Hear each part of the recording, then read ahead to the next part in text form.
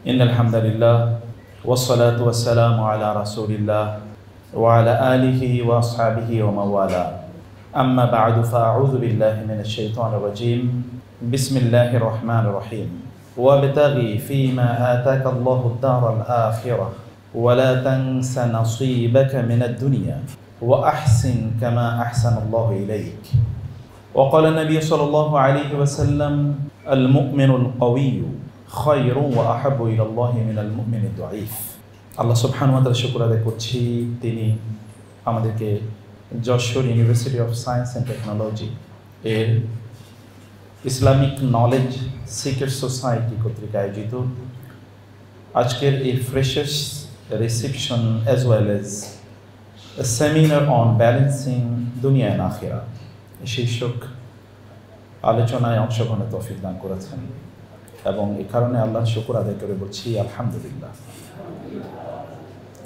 রাসূলুল্লাহ সাল্লাল্লাহু আলাইহি ওয়াসাল্লামের উপর দরুদ এবং সালাম বর্ষিত হোক।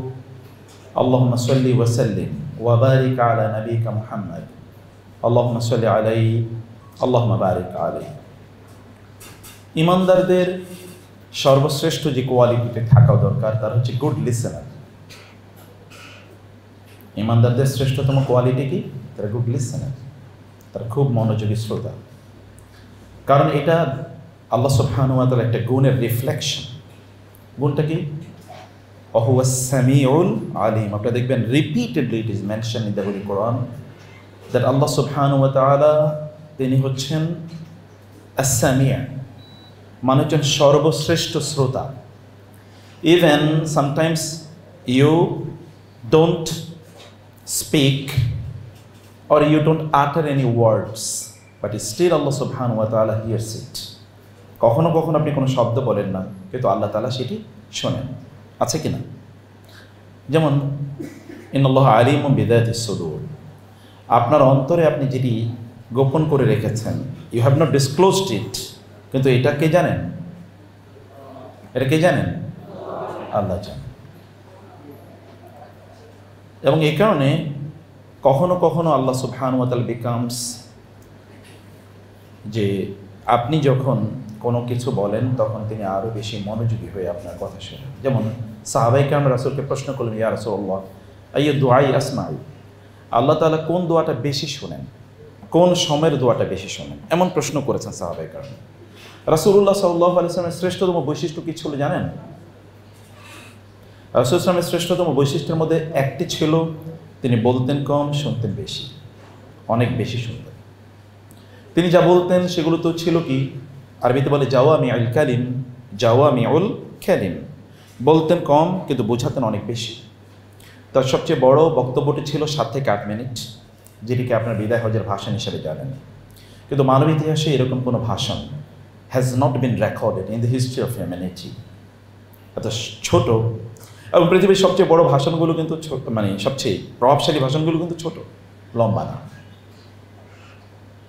Listening or listening skill is one of the greatest skill the humanities are losing gradually day by day. মানুষের হারিয়ে যাচ্ছে। সাহাবায়ে কেরামদের যে বৈশিষ্ট্য কোরআনে আছে, আপনি যদি বৈশিষ্ট্য দিকে তাকান তাহলে আপনি দেখবেন যে তারা গুড লিসেনার। আল্লাহ বলেছেন তাদের বৈশিষ্ট্য হচ্ছে তারা বলতেন সামি'না ওয়া আতা'না, আমরা শুনলাম এবং মানলাম। সো সামউন লিসেনিং অ্যাটেন্টিভলি, এটা একটা pre requisite to become a good human being. এটা খুবই গুরুত্বপূর্ণ। এমনকি আপনাদের স্যাররা তো জানেন, ক্লাসে যারা মনোযোগী শ্রোতা স্টুডেন্ট তারা সবচেয়ে ভালো স্টুডেন্ট।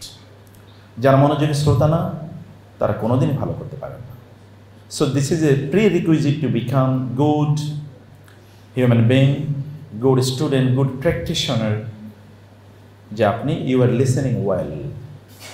এমনকি কোরআন যখন তেলাওয়াত করা হয় তখন আমাদেরকে মনোযোগ দিয়ে শুনতে বলা হয়েছে, শুধু শোনা না। Not only listening, just your আপনি শুধুমাত্র আপনার কানটাকে ওইখানে বর্গা দিলেন, শুনছে কিন্তু ভেতরে ঢুকছে না, এরকম না। যে you are internalising as you are memorising, যে আপনি এগুলোকে গিলছেন, এরকম একটা অবস্থা, তাই না? ওয়াইদা কুরিয়াল কুরআনু ফাসতামিউ লাহু ওয়া আনসিতু, যখন কোরআন পাঠ করা হয় তখন মনোযোগ দিয়ে শুনুন। মনোযোগী হওয়া, এখন আমরা যে সময়ে বসবাস করছি, আমার মনে হয় খাবারটা এখন বন্ধ হয়ে যাওয়া উচিত না, নাকি? খাবারটা এখন বন্ধ হয়ে যাওয়া উচিত, মুভমেন্টটাও বন্ধ হয়ে যাওয়া উচিত কিছুক্ষণের জন্য। একবার চিন্তা করে দেখেন, যদি আমাদের রব যদি না শুনতেন তাহলে কেমন হতো? তিনি যদি না শুনতেন তাহলে কেমন হতো? একবার চিন্তা করে দেখেন। আপনি 10 বার বলছেন, তারপর তিনি শোনেন না। What could have happened? তিনি একই সাথে কত মানুষের কথা শোনেন, আমরা কিন্তু একই সাথে দুজনের কথা শুনতে পারি না, কিন্তু তিনি একই সাথে 1000 কোটি মানুষের কথা শুনছেন। আর যদি এটা 1000 কোটি না, এটা যদি আনকাউন্টেবল নাম্বারস হতো, তাহলে সবার কথা তিনি সমান শুনতেন কিনা? সমানই শুনতেন, একটু কম না একটু বেশি না, যে এটা একটু কম শুনেছেন এটা বেশি শুনেছেন, ন। কি কোয়ালিটি! এই কোয়ালিটি ডেভেলপ করেন নিজেদের মধ্যে, এই কোয়ালিটি ডেভেলপ করেন। আপনি কেবল একজন মনোযোগী শ্রোতা হলেই যথেষ্ট। It will change your life and practise it. এখন তো একটা ডিস্ট্রাকশন ওয়ার্ল্ডে বসবাস করছি না? শয়তানের প্রধানতম অস্ত্র হচ্ছে মানুষকে ডিস্ট্রাক্টেড করা। সবচেয়ে বড় ডিস্ট্রাকশন আমাদের এখন। ইভেন আপনি একজন নামাজি মানুষ হওয়ার পরেও যখন আপনি নামাজ শেষ করেন, তখন সর্বপ্রথম যে কাজটি করেন তা হলো মোবাইলের স্ক্রিনের দিকে তাকানো। আপনি আগে মোবাইলটা হাতে নেন, কী হলো? ঘুম থেকে উঠে সর্বপ্রথম কী করি? মোবাইলটা হাতে নেই, তাই না? ঘুমে যাওয়ার সময় সর্বশেষ কাজটা কী করি? তাও মোবাইলটা হাতে নেই। স্ক্রিন ডিস্ট্রাকশন, এবং সেখানে ভেরি মেনি নোটিফিকেশনস দিয়ে, বিভিন্ন নোটিফিকেশন সেগুলো আছে এখানে। ডিস্ট্রাক্টেড যখন হবেন তখন আপনি কিছুই করতে পারবেন না। সাহাবায়ে কেরাম রাসূলের যে বৈশিষ্ট্য বর্ণনা করতেন, যে তিনি, আপনাকে শুনবেন, এই খাবারের আইডিয়াটা বন্ধ করে দিতে হবে এখন। নো মুভমেন্ট উইথ ফুড, আমার মনে হয়। আচ্ছা, আপনার যে কয়জনে আছেন, নো প্রবলেম, ইনশাআল্লাহ। যদি আমরা এখান থেকে, স্যার এখানে কথা বলে গেছেন, আমি একটু ভূমিকা একটু পরে আসছি, আপনাদের মনোযোগটা একটু আকর্ষণ করে নিই, নাকি? মনোযোগী আছেন তো নাকি? সাহাবায়ে কেরামরা রাসূলের যে বর্ণনাগুলো দিতেন, তোর মধ্যে একটা প্রিডমিনেন্ট একটা ফিচার ছিল, কেউ যদি কথা বলতেন তাহলে রাসূল তার দিকে এইভাবে তাকিয়ে থাকতেন। আপনি কখনো শুনবেন না, I challenge you, you just search the whole literature of সিরা, ইসলামিক হিস্ট্রি, আপনি কোথাও দেখাতে পারবেন না কেউ কথা বলছেন তিনি এইভাবে ছিলেন। You will never find out any sort of attitude in his life, কখনো দেখবেন না, কখনো না। তিনি এইরকম, আপনি কথা বলছেন আপনার দিকে, স্যার কথা বলছে স্যারের দিকে, এভাবে। এটা হচ্ছে গুড জেস্চার, এটা একজন ভালো মানুষের গুণ, এটা একজন ভালো মানুষের গুণ। মনোযোগী শ্রোতা হওয়া, যিনি কথা বলেন তাকে শোনা, এবং এটা ইমানদারদের বৈশিষ্ট্য। এর বিপরীত বৈশিষ্ট্য হচ্ছে কাদের? ইহুদিদের। ইহুদিদের তারা মনোযোগী শ্রোতা ছিল না, এবং কিছুক্ষণ পরে বলতো, আমাদের দিকে একটু তাকান তো, রাআইনা লা তাকুলু রাআইনা ওয়াকুলু উনজুরনা। তারা একটু বলে, এই আপনি কি বলেন আমরা বুঝি না, একটু আবার বলেন তো। তারা অ্যাবসেন্ট মাইন্ডেড ছিল ইহুদিরা, এবং আল্লাহ সুবহানাহু ওয়া তাআলা এটাকে খুবই নেগেটিভলি কোরআনে পোর্ট্রে করেছেন। আপনি যদি জীবনে সফল হতে চান তাহলে আপনি স্ত্রীর সাথেও মনোযোগী শ্রোতা হওয়া লাগবে, বুঝতে পেরেছেন? কেন যে বিয়ে করেন নাই, স্যার দিকে জিজ্ঞেস করে দেখবেন, যে স্ত্রী বলেছে দ্বিতীয়বার যদি ওনাকে এই কথা বলতে হয় তাহলে বাসায় একটা ছোটোখাটো কেয়ামত হয়ে যাবে। So practice it from your classroom, তারপরে এটা সমস্যা হবে না। একটা এক্সাম্পল বলি। একবার আয়েশা রাদিয়াল্লাহু তাআলা আনহা, সহিহুল বুখারী হাদিস, 11 জন নারীর গল্প বলতেছেন। তারা 11 জন বান্ধবী একত্রিত হয়েছেন। 11 জন বান্ধবী তাদের স্বামীদের ব্যাপারে কথা বলেছেন। সাধারণত স্ত্রীরা কোথাও যদি একত্রিত হন তাহলে তাদের স্বামীদের ব্যাপারে তারা গল্প করতে ভালোবাসেন। ইউজুয়ালি তারা তাদের স্বামীদেরকে নিয়ে গল্প করতে ভালোবাসেন। আর পুরুষরা সাধারণত কোথাও একত্রিত হলে তারা রাজনীতি নিয়ে গল্প করতে ভালোবাসেন। দুই বন্ধু একত্রিত হয়েছে, তো এক বন্ধু বলল বাসায় যেতে মনে চায় না। বলে কেন? বলে বাসায় এত অত্যাচার, বাসায় না যেতেই ভালো লাগে, একটু দেরি করে যেতে চাই। আর যেমন না, আমি তো বাসায় যেতেই আমার ভালো লাগে। বলে কেন? বলে তোমার কেন? বলে এত ঝগড়া বিবাদ প্রতিদিনই হয়, আমার এটা ভালো লাগে না। আর বন্ধু বলছে কই আমার তো কোনোদিন ঝগড়া হয় না। বলে বলো কি তুমি মিথ্যা বলছো? বলে না মিথ্যা বলছি না, ঝগড়া হয় না। আচ্ছা ঠিক আছে, তাহলে তুমি কি এটা করলে যে তোমার বাসায় ঝগড়া হচ্ছে না? তো বলছে আমি বিয়ের রাতে আমার ওয়াইফের সাথে একটা চুক্তি করেছি। বলে চুক্তিটা কি? চুক্তিটা হলো আমার ওয়াইফ সকল ছোট ছোট বিষয়ে সিদ্ধান্ত নেবে আর আমি সকল বড় বড় বিষয়ে সিদ্ধান্ত নেব। বলে এটা মেনে নিলেন উনি? অসম্ভব। বলে হ্যাঁ মেনে নিয়েছেন। তো বলে ঘটনাটা কি একটু বলো, খুলে বলো। বলে যে আমি আমার স্ত্রীকে ফ্রিডম দিয়েছি, আমরা কোন এলাকায় বাসা নেব, কোথায় আমরা ঘুরতে যাব, বাচ্চা হলে তারা কোথায় পড়াশোনা করবে, এবং আমাদের বাজার কী হবে, খাবারের আইটেম কী হবে, কোথায় ফ্ল্যাট কিনবো, কোন এলাকায় জায়গা কিনবো। এই যে ছোট ছোট জিনিস, সেগুলোর ব্যাপারে আমার ওয়াইফ সিদ্ধান্ত নেবেন। আর আমি সিদ্ধান্ত নেব আমেরিকা ইরাক আক্রমণ করে ভুল করেছে কিনা, আমেরিকা আফগানিস্তান আক্রমণ করে ভুল করেছে কিনা, আমেরিকার প্রেসিডেন্ট কে হওয়া দরকার, বাংলাদেশের প্রাইম মিনিস্টার কে হওয়া দরকার। আমি এগুলো নিয়ে সিদ্ধান্ত নেব। ছোট ইস্যু নিয়ে উনি থাকুক, আমি বড় ইস্যু নিয়ে আছি। ব্যাস, গ্যাঞ্জাম ইজ ওভার। কোনো গ্যাঞ্জাম নেই। নারীরা তারা সাধারণত তাদের স্বামীদেরকে নিয়ে গল্প করে তারা ভালোবাসেন, প্যাশনেটলি তারা এটা গল্প করেন। 11 জন নারীর গল্প আয়েশা রাদিয়াল্লাহু তাআলা তার স্বামীকে শোনালেন, 11 জন। এবং কার স্বামীর ব্যাপারে কে কী বলছেন একেবারে টু দি পয়েন্ট, সব একেবারে ফটোজেনিক মেমোরি, সব মুখস্থ রেখেছেন, সব বলে দিয়েছেন। রাসূল মনোযোগ দিয়ে শুনলেন। সর্বশেষ যার গল্প ছিল তিনি হচ্ছেন আবু যার। আবু যারের ব্যাপারে আয়েশা রাদিয়াল্লাহু আনহা বলেন উম্মু যার, মানে তাদের সন্তান হলো যার, যে উম্মু যার আবু যারের ব্যাপারে বলেছেন যে আবু যার উম্মু যারকে খুবই ভালোবাসেন, তার জন্য স্বর্ণ অলংকার গয়না ইত্যাদি কিনে নিয়ে আসেন, ভালো খাবার নিয়ে আসেন বাইরে ফুড কোর্ট থেকে, এগুলো সেগুলো। তিনি মনোযোগ দিয়ে শুনলেন। শোনার পরে লাস্টে তিনি শুধু এক লাইন একটা মন্তব্য করলেন যে আনা লাকি কা আবি যার লি উম্মি যারইন। আয়েশা, আবু যারও যেমনইভাবে তার স্ত্রী উম্মে যারকে ভালোবাসে, আমি তোমাকে এরকম ভালোবাসি। ব্যাস, কিচ্ছা খতম।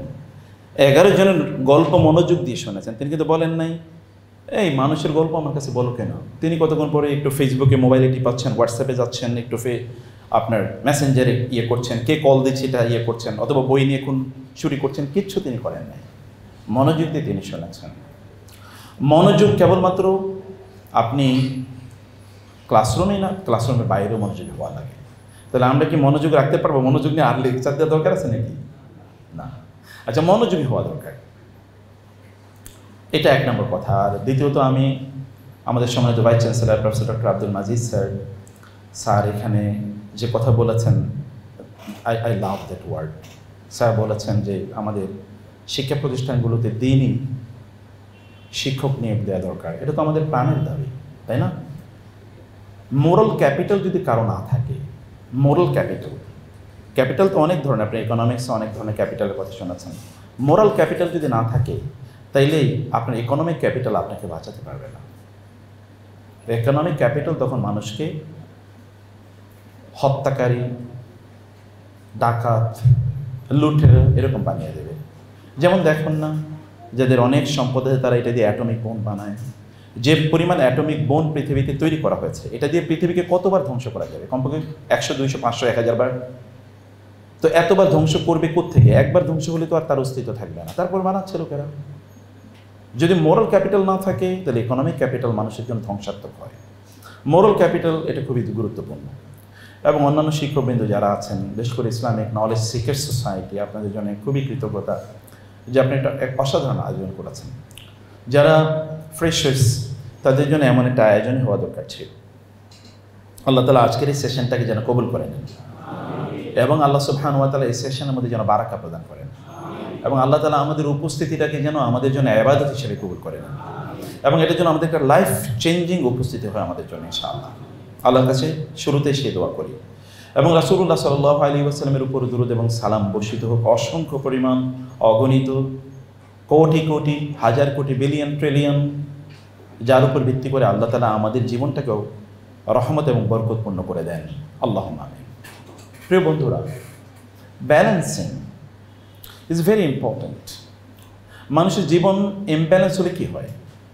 আপনি এখনকার গোটা পৃথিবীর দিকে যদি তাকান, তাহলে একটা ইমব্যালেন্সপূর্ণ গোটা পৃথিবী। যেমন ধরুন, আপনি কসমেটিক্স ইন্ডাস্ট্রির কথা একবার চিন্তা করে দেখেন। মানুষ তার কেবল শরীরের এতটুকু অংশকে একটু সুন্দর করার জন্যে কী না করছে। পৃথিবীতে সবচেয়ে বুমিং ইন্ডাস্ট্রি কসমেটিক ইন্ডাস্ট্রি, সবচেয়ে বুমিং, তাই না? আগে ছিল উইমেন্স, এখন নাও মেন্স অলসো। আগে ছিল women beauty parlour, now men's beauty parlour are also available. তো আমরা করি কি এখানে গিয়ে? কেবল চেহারা এতটুকু সুন্দর করি। এবং এখানকার জন্য কী পরিমাণ আয়োজন, এতটুকুর জন্য আয়োজন ভর্তি, কিন্তু যেটা মানুষের মূল অর্গান, যে হার্ট, রোহ, সেটার জন্য কোনো প্রস্তুতি আছে? ওইটা ইগনোরড, সেটা দিকে কেউ তাকায়ও না। সেটাকে বিউটিফাই করার জন্য কোনো আয়োজন নেই। কিন্তু সকল আয়োজন কেবলমাত্র চেহারাটাকে সুন্দর করার জন্য। আবার যদি আপনি, এটা তো নারীদের কথা বলছি, কিন্তু পুরুষদের শরীরের আরও টাইনি একটা অর্গান নিয়ে গোটা পৃথিবী ব্যস্ত। সেই টাইনি অর্গানটা কি বলতে পারেন আপনারা? ক্যান ইউ গ্যাস ইট? পুরুষদের কেবল শরীরে একটা ছোট্ট অর্গান নিয়ে গোটা পৃথিবী ব্যস্ত। সেটা কি জানেন? সেটা হলো চোখ। সেটা কি? চোখ। চোখটা কিভাবে? যেমন আপনি যত সিনেমা, নাটক, এর মধ্যে হালকা করে একটু অ্যাডাল্ট সিন দিয়ে দিয়েছে। কারা টার্গেট এখানে? নারীরা নাকি? নো, উইমেনদের এখানে কোনো ইয়ে নাই। আপনি কোনো একটা এয়ারপোর্টে 1000 পুরুষ বসে আছে, কিন্তু একজন নারী ওইখান দিয়ে হেঁটে যাচ্ছে। 1000 পুরুষের মধ্যে 999 জন কমপক্ষে তার দিকে তাকাবে। একজন হেঁটে যাচ্ছে সামনে দিয়ে। আর কোনো এয়ারপোর্টে যদি 1000 নারী বসে থাকে, একজন পুরুষ ওই দিক দিয়ে হেঁটে যায়, 1-2 জন নারী তার দিকে তাকাতে পারে, বাকিরা হয় মোবাইল অথবা অন্য কিছু নিয়ে ব্যস্ত থাকবে। হিউম্যান নেচার এটা। বিউটি লাইস, ইংরেজিতে বলা হয় beauty lies in the eyes of the beholders. আসলে পুরুষরা চোখের সৌন্দর্য বোঝে, এবং যারা এগুলো নিয়ে কাজ করে তারা এটা বুঝেছে। এবং এই কারণে আপনি পৃথিবীতে সবচেয়ে বেশি বুমিং আরেকটা ইন্ডাস্ট্রির নাম হচ্ছে এন্টারটেনমেন্ট ইন্ডাস্ট্রি। এন্টারটেনমেন্ট না, দেখবেন সিনেমা বানাচ্ছে, নাটক বানাচ্ছে, অথবা যদি আমরা BF এর কথা বলি, মানে বুল ফিল্ম, অথবা যদি পর্নোগ্রাফির কথা বলি, তাহলে কাদেরকে কেন্দ্র করে? পর্নের খরিদ্দার কারা? মোস্ট অফ দেম হচ্ছে ম্যান, নট ওমেন। তাদের পর্নের কোনো ওই প্রতি তাদের কোনো আকর্ষণ নেই। কিন্তু পর্নের আকর্ষণ সব কেবল পুরুষদের মাঝে। এবং পৃথিবীতে প্রতি বছর যেই পরিমাণ পর্ন দেখা হয়, ঘন্টা হিসাব করলে আদম থেকে শুরু করে এই পর্যন্ত আসতে যত ঘন্টা গিয়েছে ততটুকুর চেয়ে অনেক বেশি। প্রতি বছর যে পরিমাণ পর্ন দেখা হয়, এবং অনেক দেশ তারা গর্ব করে বলে, আমরা গত বছর পর্ন ইন্ডাস্ট্রি থেকে আমাদের ন্যাশনাল রেভিনিউ ছিল এত। এটা তারা বলে যে ন্যাশনাল রেভিনিউ এত আমাদের হয়েছে, অতএব ইন্ডাস্ট্রি থেকে আমরা, কারণ এটা তাদের ইকোনমিক, মানে তাদের অর্থনৈতিক চাকা ঘোরানোর বা টাকা ইনকাম করার একটা ইস্যু হিসেবে তারা গ্রহণ করেছে। আর এটা কাদেরকে নিয়ে কেন্দ্র? এদেরকে কেবল পুরুষদেরকে নিয়ে কেন্দ্র করছে, তাদেরকে নিয়ে। অতএব গোটা পৃথিবী একটা ইমব্যালেন্সড অবস্থা আছে, এটা সাইডে চলে গেছে। মানুষের দিকে যদি আপনি তাকান, তাহলে মানুষ এর সৃষ্টি কেবলমাত্র চোখ অথবা কেবলমাত্র চেহারা নিয়ে না। মানুষের শরীরে আরও গুরুত্বপূর্ণ একটা অর্গান আছে, দ্যাট ইজ মোস্ট ইম্পর্টেন্ট। সেটা কি জানেন আপনারা? সেটা হচ্ছে রূহ। আচ্ছা, আদম আলাইহিস সালাম তো একটা স্কেলিটন আকারে আল্লাহ তৈরি করলেন। তৈরি করার পর আল্লাহ সুবহানাহু ওয়া তাআলা আদম আলাইহিস সালামকে বললেন, আদম আলাইহিস সালামকে আল্লাহ সুবহানাহু ওয়া তাআলা রাখলেন। শয়তান কিন্তু ওই দিক দিয়ে ঘুরছে এবং এরকম একটা টোকা দিয়ে যাচ্ছে। টোকা দিয়ে দেখলো যে এখানে তো আওয়াজ বের হয়, আওয়াজ। তখন শয়তান বলল, এখান থেকে আওয়াজ বের হয়, তার মানে একটা ঠুনকো হালকা। এরপরে আল্লাহ তাআলা বললেন, ওয়া নাফাখতু ফীহি মির রূহি। এরপরে আমি আদমের শরীরে রূহটাকে ফুৎকার দিয়ে দিলাম। রূহ মানে তো একটা ফুৎকার, কুলির রূহ মিন আমরি রব্বি। এটা কেবল আমি তার শরীরে ফু দিয়ে রূহটাকে ঢুকিয়ে দিলাম। ফাকাউ লাহু সাজিদিন, সকল ফেরেশতারা তার জন্য সিজদায় লুটিয়ে পড়ল। সো রূহ is the most important organ or part of your body. কিন্তু রূহ নিয়ে আলোচনা কি আছে আমি জানি না। রাজশাহী ইউনিভার্সিটি আর আপনার যশোর ইউনিভার্সিটি অফ টেকনোলজিতে, সায়েন্স অ্যান্ড টেকনোলজিতে কি রূহ নিয়ে আলোচনা হয় কিনা? এখানে কোনো রূহের ডিপার্টমেন্ট আছে? হ্যাঁ, আছে কিনা? না, আমি স্যার থেকে বলছি না, আপনাদেরকে বলছি। নিশ্চয়ই রূহের কোনো ডিপার্টমেন্ট নাই। সব ডিপার্টমেন্ট কি নিয়ে? সব হচ্ছে ফিজিক্স, কিন্তু কেমিস্ট্রির কোনো কিছু নেই এখানে। সব ফিজিক্যাল ইস্যু নিয়ে আমরা ব্যস্ত, গোটা পৃথিবী ব্যস্ত। এটা আমরা মানে আমরা কেবল জাস্টের কথা বলছি না, আমরা অন্য সকল জায়গার কথা বলছি। গোটা পৃথিবী কেবল শরীর নিয়ে ব্যস্ত, কিন্তু রূহের কোনো আলোচনা নেই। এবং রূহের আলোচনা যেন না থাকে, সেটাকে মেটিকুলাসলি, ইন্টেনশনালি সিলেবাস থেকে বাদ দেওয়া হয়েছে। আপনার রূহকে আপনি কীভাবে রক্ষা করবেন? রূহ যদি মারা যায়, তাহলে তো আমরা উইল বিকাম লাইক অ্যানিমালস। আমরা তখন ওই যে বন এবং জঙ্গলের প্রাণীদের মতো হয়ে যাবে, তা কি হয় না? গতকালও আপনি দেখেছেন সিলেটে, এবং আরেকটা মানে মোস্ট প্রবলি পঞ্চগড়ে মোস্ট প্রবলি 5 বছরের না 7 বছরের একটা শিশুকে নির্যাতন করেছে, আর 9 বছর বা 12 বছরের একটা মেয়েকে নির্যাতন করেছে হচ্ছে সিলেটে। আর যারা করেছে তারা কি মানুষ না?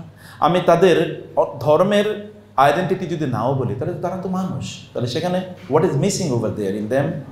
সেখানে মিসিং কোনটা? মিসিংটা হলো একটাই, তা হলো সেখানে রূহ নাই, প্রাণ নাই। আমাদের রূহকে রক্ষা করার জন্য আমাদেরকে কাজ করতে হবে। বন্ধুরা, রূহকে রক্ষা করুন। আমাদের যদি আমরা balancing this world and the here after, দুনিয়া না আখেরা যদি আপনি ব্যালেন্স করতে হয়, তাহলে আপনাকে সর্বপ্রথম যেটা রক্ষা করতে হবে তা হচ্ছে আপনার হিউম্যান নেচার। আপনার যে মানুষ হিসেবে যে আপনি পৃথিবীতে এসেছেন, এই মনুষ্যত্বটাকে আপনাকে রক্ষা করতে হবে, এবং এটা আসে কেবলমাত্র স্পিরিট থেকে। বাইবেলে বলে, ঈসা আলাইহিস সালাম বলেছেন, man doesn't live by bread alone. মানুষ কেবল খেয়ে বাঁচে না। আমরা কেবল খাবারের পেছনে ঘুরছি। খাবার খেয়ে তো আপনি বাঁচবেন না, কেবল আপনার রোহের একটা খাবার আছে, সেই খাবারটা আপনাকে অবশ্যই প্রদান করতে হবে। আর সেই খাবারটা কি? সেই খাবারটার 1 নম্বর হচ্ছে মহান আল্লাহ সুবহানাহু ওয়া তাআলা যিকরুল্লাহ, আল্লাহ সুবহানাহু ওয়া তাআলাকে স্মরণ করা, যিনি আপনাকে সৃষ্টি করেছেন, যিনি আপনাকে সৃষ্টি করেছেন এবং আপনার সকল প্রয়োজন মিটিয়ে দিয়েছেন। হাল আতা আলাল ইনসানি হিনুম মিনাদ দাহরি লাম ইয়াকুন শাইআন মাযকুরা। মানুষের জীবনে কি এমন সময় আসেনি যখন সে উল্লেখ করার মতো কোনো কিছুই ছিল না? ছিল কি না এমন একটা সময়? হ্যাঁ, before our birth who knew about us. আমাদের জন্মের আগে আমাদের কে জানতো? এমনকি আমাদের পিতামাতাও তো আমাদেরকে জানতো না, আমাদের বাবা মা তো আমাদের নামও জানতো না। এবং আপনারা কি জানেন আপনাদের সন্তান কারা হবে, তাদের নাম কি? You never know. You will never know whether you will be living unto becoming married. আপনি জানেন না তো।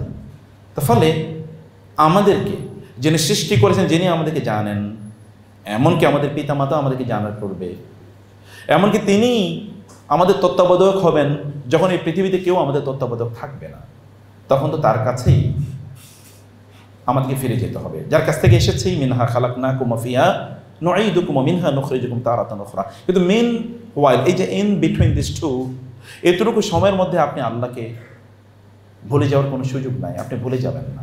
আপনার রবকে আপনার পাশে রাখুন, আল্লাহকে আপনার পাশে রাখুন, তাকে আপনার সামনে রাখুন, তাকে প্রায়োরিটি প্রদান করুন, তাকে আপনার চিন্তায় রাখুন, আপনি তাকে স্মরণ করুন। ফাযকুরুনি আযকুরুকুম, তোমরা আমাকে স্মরণ করো, আমি তোমাদেরকে স্মরণ করব। আপনি যদি আল্লাহকে স্মরণ করেন, তাহলে বিনিময়ে তিনি আপনাকে স্মরণ করবেন। তিনি যদি আপনাকে স্মরণ করেন, তাহলে what could have happen to your life? আপনার জীবন কি ঘটতে পারে? যেমন ধরুন, পৃথিবীর সবচেয়ে ধনী ব্যক্তি আপনার নাম স্মরণ করলো, তাহলে কি হতে পারে? কোন একটা আলোচনায় ভাইস চ্যান্সেলর স্যার যদি কেবল এখানকার 5000 স্টুডেন্টদের মধ্যে কোনো একজনের নাম বলো, আমি ওকে খুবই পছন্দ করি, তাহলে কি হতে পারে? সবাই তার পেছনে ঘুরবে, সেলিব্রিটি হয়ে যাবে। আল্লাহ সুবহানাহু ওয়া তাআলা যদি কারো নাম এমন করেন, পছন্দ করেন, তাইলে সে ব্যক্তি সেলিব্রিটি হয়ে যাবে। এই সেলিব্রিটি কেবল দুনিয়ার মানুষের কাছে না। আমরা এখন সোশ্যাল সেলিব্রিটির পেছনে ঘুরছি, কিন্তু এক ধরনের সেলিব্রিটি আছে, তার এলিট। ফেরেশতারা তাদেরকে নিয়ে গর্ব করে আল্লাহর কাছে, এবং তারা যদি কখন হাত তুলে, আল্লাহ সুবহানাহু ওয়া তাআলা এটা তার দায়িত্বে নিয়ে নেন। সে যেহেতু হাত তুলেছে, আমার কাছে বলেছে, অতএব এটা ঘটতেই হবে। কাম মিন মাজহুলিন ফিস সামা মারুফিন ফিল আরদ ওয়া কাম মিন মারুফিন ফিল আরদি মাজহুলিন ফিস সামা। এমন অনেক লোক আছে, মানুষ তাদেরকে চেনে, সেলিব্রিটি, কিন্তু আল্লাহ এবং ফেরেশতারা তাকে চেনে না। এমন অনেক মানুষ আছে যাদেরকে ফেরেশতারা চেনে, কিন্তু মানুষ চেনে না। আপনাকে আপনার রব চেনুক, তার সাথে আপনার কানেক্টিভিটি তৈরি করতে হবে। আপনার রবের সাথে কানেক্টিভিটি তৈরি করতে পারলে আপনার কোনো সমস্যা নেই, কোনো সংকট নাই। তখন আপনি যদি আগুনে নিক্ষিপ্ত হন, তাহলে আগুন আপনাকে স্পর্শ করবে না। তখন যে চারিদিক থেকে শত্রুরা আপনাকে ঘেরাও করে রাখে হত্যা করার জন্য, তারা আপনাকে খুঁজেও পাবেন, আপনি তাদের সামনে দিয়ে বের হয়ে যাবেন।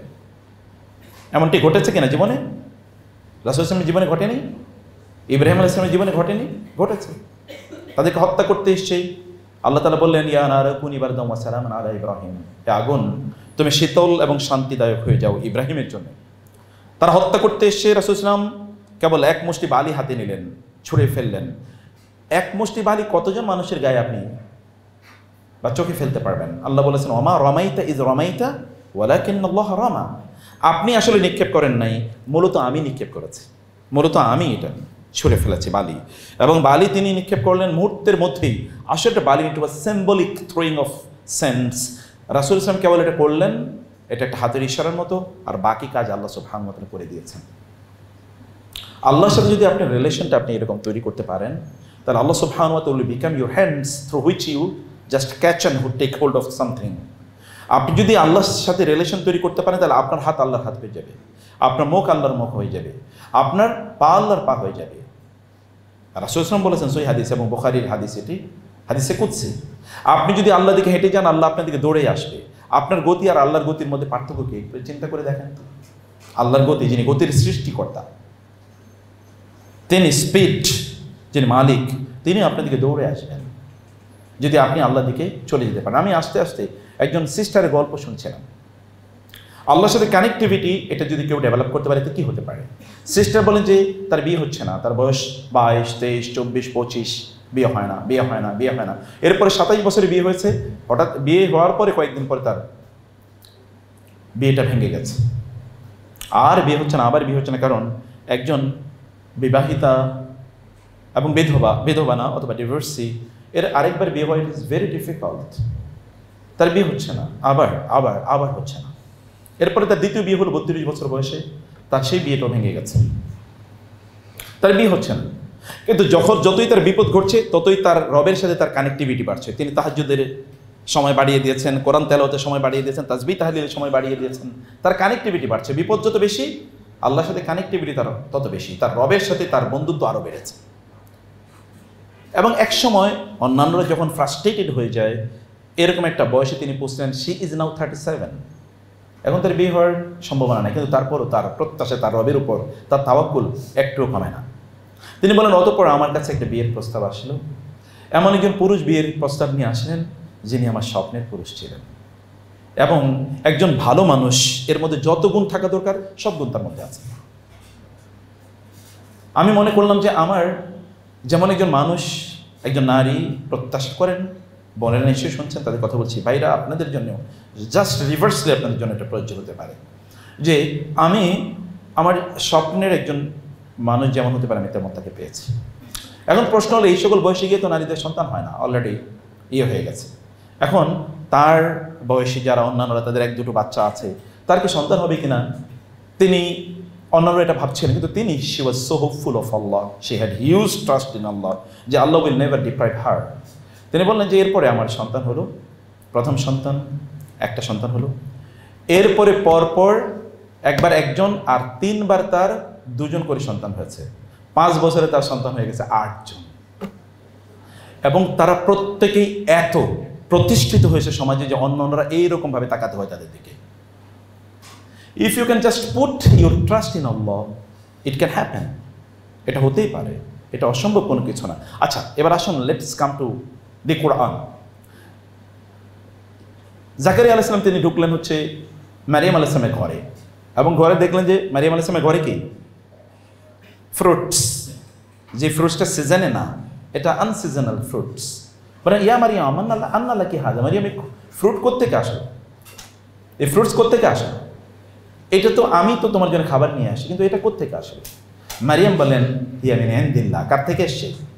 আল্লাহর। আপনাদের বয়সের চেয়ে কিন্তু অনেক ছোট মারিয়ামের, you should feel jealous of her, আপনাদের চেয়ে অনেক ছোট বয়স তার। তিনি বললেন এটা আল্লাহর পক্ষ থেকে এসছে। ইন্নাল্লাহু ইয়ারযুকু মান ইয়াশাউ বিগাইরি হিসাব। কানেক্টিভিটি, রবের সাথে কানেক্টিভিটি। আমরা এখন সোশ্যাল কানেক্টিভিটির যুগে বসবাস করছি। আমরা যত সোশ্যাল কানেক্টিভিটিতে ঢুকছি তত আমাদের রবের সাথে আমাদের কানেক্টিভিটি লস হচ্ছে, তার থেকে দূরে সরে যাচ্ছে। এবং দেখেন না, সোশ্যাল কানেক্টিভিটি কি হচ্ছে, দূরের মানুষের সাথে আপনি কানেক্টেড, কিন্তু একেবারে কাছের মানুষের সাথে কি আপনি ইউ আর নট কানেক্টেড। আপনার কাছের মানুষের সাথে আপনার কোনো সম্পর্ক নাই, দূরের মানুষের সাথে আপনি কানেক্টিভিটি তৈরি করছেন। আপনার সবচেয়ে কাছে কে? ওয়া নাহনু আকরাবু ইলাইহি মিন হাবলিল ওয়ারিদ। আল্লাহ বলেছেন তোমার ঘাড়ের রগের চেয়ে আমি তোমার অনেক অনেক বেশি নিকটবর্তী। ঘাড়ের রগ মানে হচ্ছে যেটা মৃত্যু এর জন্য সবচেয়ে নিকটবর্তী রগ, সেটা এর চেয়ে বেশি নিকটবর্তী। মারিয়াম আলাইহিস সালাম এখান থেকেই জাকারিয়া আলাইহিস সালাম চলে গেলেন, গিয়ে তিনি তার মেহরাবে, তার কোয়ার্টারে তিনি দাঁড়ালেন, এবং দাঁড়িয়ে তিনি বলেন, আল্লাহ, মারিয়ামের মতো একটা আল্লাহ তাআলা আপনাকে সংবাদ দিচ্ছেন আপনাকে সন্তান হবে। বলেন কি? মানে তিনি অবাক হয়ে যাচ্ছেন, আমার সন্তান হবে, মানে আমার সন্তান হবে, আমার কি হবে? আন্না ইয়াকুনু লি গুলামুন ওয়া কানাত ইমরাতি আকিরা ওয়া কাদ বালাগতু মিনাল কিবারি ইতিয়া। মানে কিভাবে আমার সন্তান হবে? আমি বৃদ্ধ, আমার স্ত্রী বন্ধা, বৃদ্ধাও না কেবল বন্ধাও বটে, বৃদ্ধায়ন বন্ধা, আজুজ, আকের, আকের মানে হচ্ছে বন্ধা এবং বৃদ্ধা। ওয়াকাদ বালাগতু মিনাল কিবারি ইতিয়া। কোরআনের এই আয়াতের অর্থ আমি বলতে পারবো না। আমার অনেক বড় প্রবলেম হলো যে মাঝে মাঝে কোরআন আয়াতের অর্থ বলতে পারি না, কারণ আল্লাহর কথা তো এটা হিউম্যান ল্যাঙ্গুয়েজে বলা সম্ভব না। তো তিনি এবার বললেন, আমি এমন এক বয়সে পৌঁছেছি যেই বয়সে কারো সন্তান এটা ডিফাইন্ড, এটা এমন একটা এজ যে এইজটা হচ্ছে ডিফাইন্ড টু বিগেট এনি চাইল্ড, যে সন্তান জন্ম দেবে, এটা অসম্ভব। তাইলে এটা কিভাবে সম্ভব? তখন আল্লাহ বলেন, ক্বালা কাযালিকা ক্বালা রাব্বুকা হুয়া আলাইয়া হাইয়্যিন ওয়া ক্বাদ খালাকতুকা মিন ক্বাবলু ওয়া লাম তাকু শাইয়্যা। তুমি টেনশন করছো কেন? তোমাকে যখন এর আগে আমি সৃষ্টি করেছি তখন তো তুমি কিছুই ছিল না, এখন তো তুমি আছো এবং তোমার স্ত্রী আছে। তোমাকে যখন বানিয়েছি তখন তো কিছুই ছিল না। I just created out of A drop of water. আমি কেবল তোমাকে এক ড্রপ অফ ওয়াটার থেকে, একটা ড্রপ অফ ওয়াটার থেকে তোমাকে বানিয়েছি। এবং আল্লাহ তাআলা বললেন যে আমি তোমাকে কেবল সন্তানের সুসংবাদ দিচ্ছি না, আমি তার নামও রেখে দিয়েছি। তার নাম কি হবে? ইয়াহিয়া। তার নাম হবে ইয়াহিয়া। এবং ইয়াহিয়া শব্দের মধ্যে একটা ইন্টারেস্টিং জিনিস আছে, জানেন কি? ইয়াহিয়া মানে হচ্ছে ইয়াহিয়া হায়াত থেকে, মানে যে ইয়াহিয়াটা ফাইলে মুদারি মানে হচ্ছে প্রেজেন্ট টেন্সের ভার্ব, মানে continuously he will be living, he will never die. এবং আসলে তাকে কি করা হয়েছে? শহীদ করা হয়েছে। আর যে ব্যক্তি শহীদ হয় সে কি মারা যায়? নামের মধ্যে কি আছে? ইঙ্গিত আছে যে he will live forever, তিনি সদা স্থায়ীভাবে তিনি বেঁচে থাকবেন। তার নামও রেখে দিয়েছেন আল্লাহ সুবহানাহু ওয়া তাআলা। Never lose hope in your creator, কারণ তার জন্য কোনো কিছুই কি অহুয়া মানে সব কিছু আলা, মানে সব কিছু তার জন্য কি আলাল্লাহি ইয়াসির ওয়া মা যালিকা আলাল্লাহি বিহি আজিজ। আল্লাহর জন্য কোনো কিছু কঠিন না। ইন্না যালিকা আলাল্লাহি ইয়াসির, আল্লাহর জন্য সব সহজ। আপনার রবের সাথে কানেক্টিভিটি বাড়ান, হিউজ কানেক্টিভিটি তার সাথে তৈরি করুন, যেন আপনি যখন হাত তোলেন তখন he feel that is it obligatory upon him to respond to your prayers, to fulfil your appeals, যেন তিনি এইরকম ফিল করেন, যেন আপনার ডাকে তিনি সাড়া দেবেন। এভাবে আপনাকে তৈরি করতে হবে। ইব্রাহিম আলাইহিস সালাম তার বাবাকে ছেড়ে তিনি চলে গেলেন, তারও বয়স 89, তার স্ত্রীর বয়স 87। এমনই সময় আল্লাহ তাআলা তাকে বলেন আপনার সন্তান হবে। কীভাবে আপনার সন্তান হবে? এবং তার স্ত্রী, কোরআনে এসছে তার স্ত্রী এসছেন এবং বলছেন ফাসাক্কাত ওয়াজহাহা, তিনি তার মাথা চাপড়াতে চাপড়াতে চাপড়াতে বলেন আলিদু আনা আজুজুন ওয়া হাদা বা'লি শাইখা, আমার সন্তান হবে, আমি বৃদ্ধা বন্ধা আর আমার স্বামী কি চরম বৃদ্ধ, আমার সন্তান হবে। তারপরে তার সন্তান হয়েছে Ishaq. Never lose hope in your creator. আপনার রবের প্রতি কোনোদিনই আস্থা হারাবেন না। তার সাথে কানেক্টিভিটি তৈরি করার শ্রেষ্ঠতম মাধ্যম হচ্ছে সালাত, নামাজ। এর থেকে উত্তম কোনো পদ্ধতি নেই। আপনি নামাজ যত সামনে, আপনি জীবনে তত সামনে। আখিরাতের কথা আমি বাদ দিচ্ছি। আপনি জীবনে তত সামনে, যত নামাজি আপনি কি সামনে। আপনি নামাজি যত পেছনে, জীবনে আপনি তত পেছনে পড়ে থাকবেন। সলাতে ফার্স্ট কাতারে থাকুন, ইমামের সামনে, ইমামের কাছে গিয়ে তার ডান পাশে গিয়ে দাঁড়ান। আল্লাহ দেখুক যে আপনি এলিট ক্লাসের লোক। মসজিদের মেম্বার থেকে হাইয়া আলাল ফালাহ, সফলতা কল্যাণের দিকে এসো, সাকসেসের দিকে এসো, সেই আওয়াজ যখন দেওয়া হয়, আর আপনি যদি তখন আপনার রুমে বসে বই পড়েন, তাহলে সফলতা কোনোদিনই আসবে না। হোয়াট ডাজ সফলতা মিন? এই যে আমাদের, আপনার নাম কি যেন, highest scorer in the history of, তাই না, জাস্ট ইন সিএসসি না, কম্পিউটার সায়েন্স। তো আপনি বলেন তো, আমি জানি না যে উনি তো এখন সলাতের ব্যাপারে আমি বলি না, আমি জানি না, কিন্তু চেহারাও তো মানুষ কি কোনো কিছু বলে। আপনি জীবনে প্রথম কাতারে থাকতে চান, কিন্তু নামাজে আপনি প্রথম কাতারে থাকবেন না, এরকম কীভাবে হয়? ওয়ালা ইয়াজালুন নাসু ইয়াতাআখারু হাত্তা ইউআখিরাহুল্লাহ। হাদিস শেষে রাসূলুল্লাহ বলেছেন, কোন একজন ব্যক্তি নামাজে দেরিতে থাকলে, পেছনের দিকে থাকলে, আল্লাহ তাআলা তাকে জীবনের দিকে, পেছনের দিকে নিয়ে যাবেন। আপনি বলবেন তাহলে ওরা তো নামাজ পড়ে না, তারা এত এগিয়ে, আমরা তো নামাজ পড়ি, আমরা পিছিয়ে নেই কেন? আপনি ফজর নামাজে কয়জন অংশগ্রহণ করে? ফজর ক্যাম্পেইনে মাশাআল্লাহ, এটা আমি কেবল মাশাআল্লাহ জাস্টের ব্যাপারে তো আমার ধারণাই চেঞ্জ হয়ে গেছে। সুবহানাল্লাহ, যে আপনারা এখানে ফজর ক্যাম্পেইন করেছেন, মানে অন্য জায়গায় আপনি দেখেন তো ফজরে কয়জন পাওয়া যায়? ফজর তো আপনার স্টার্টিং, আপনার জীবন তো শুরু হয়েছে ফজরের মাধ্যমে। ফজরে আপনি লেট মানে আপনি গোটা জীবনে লেট।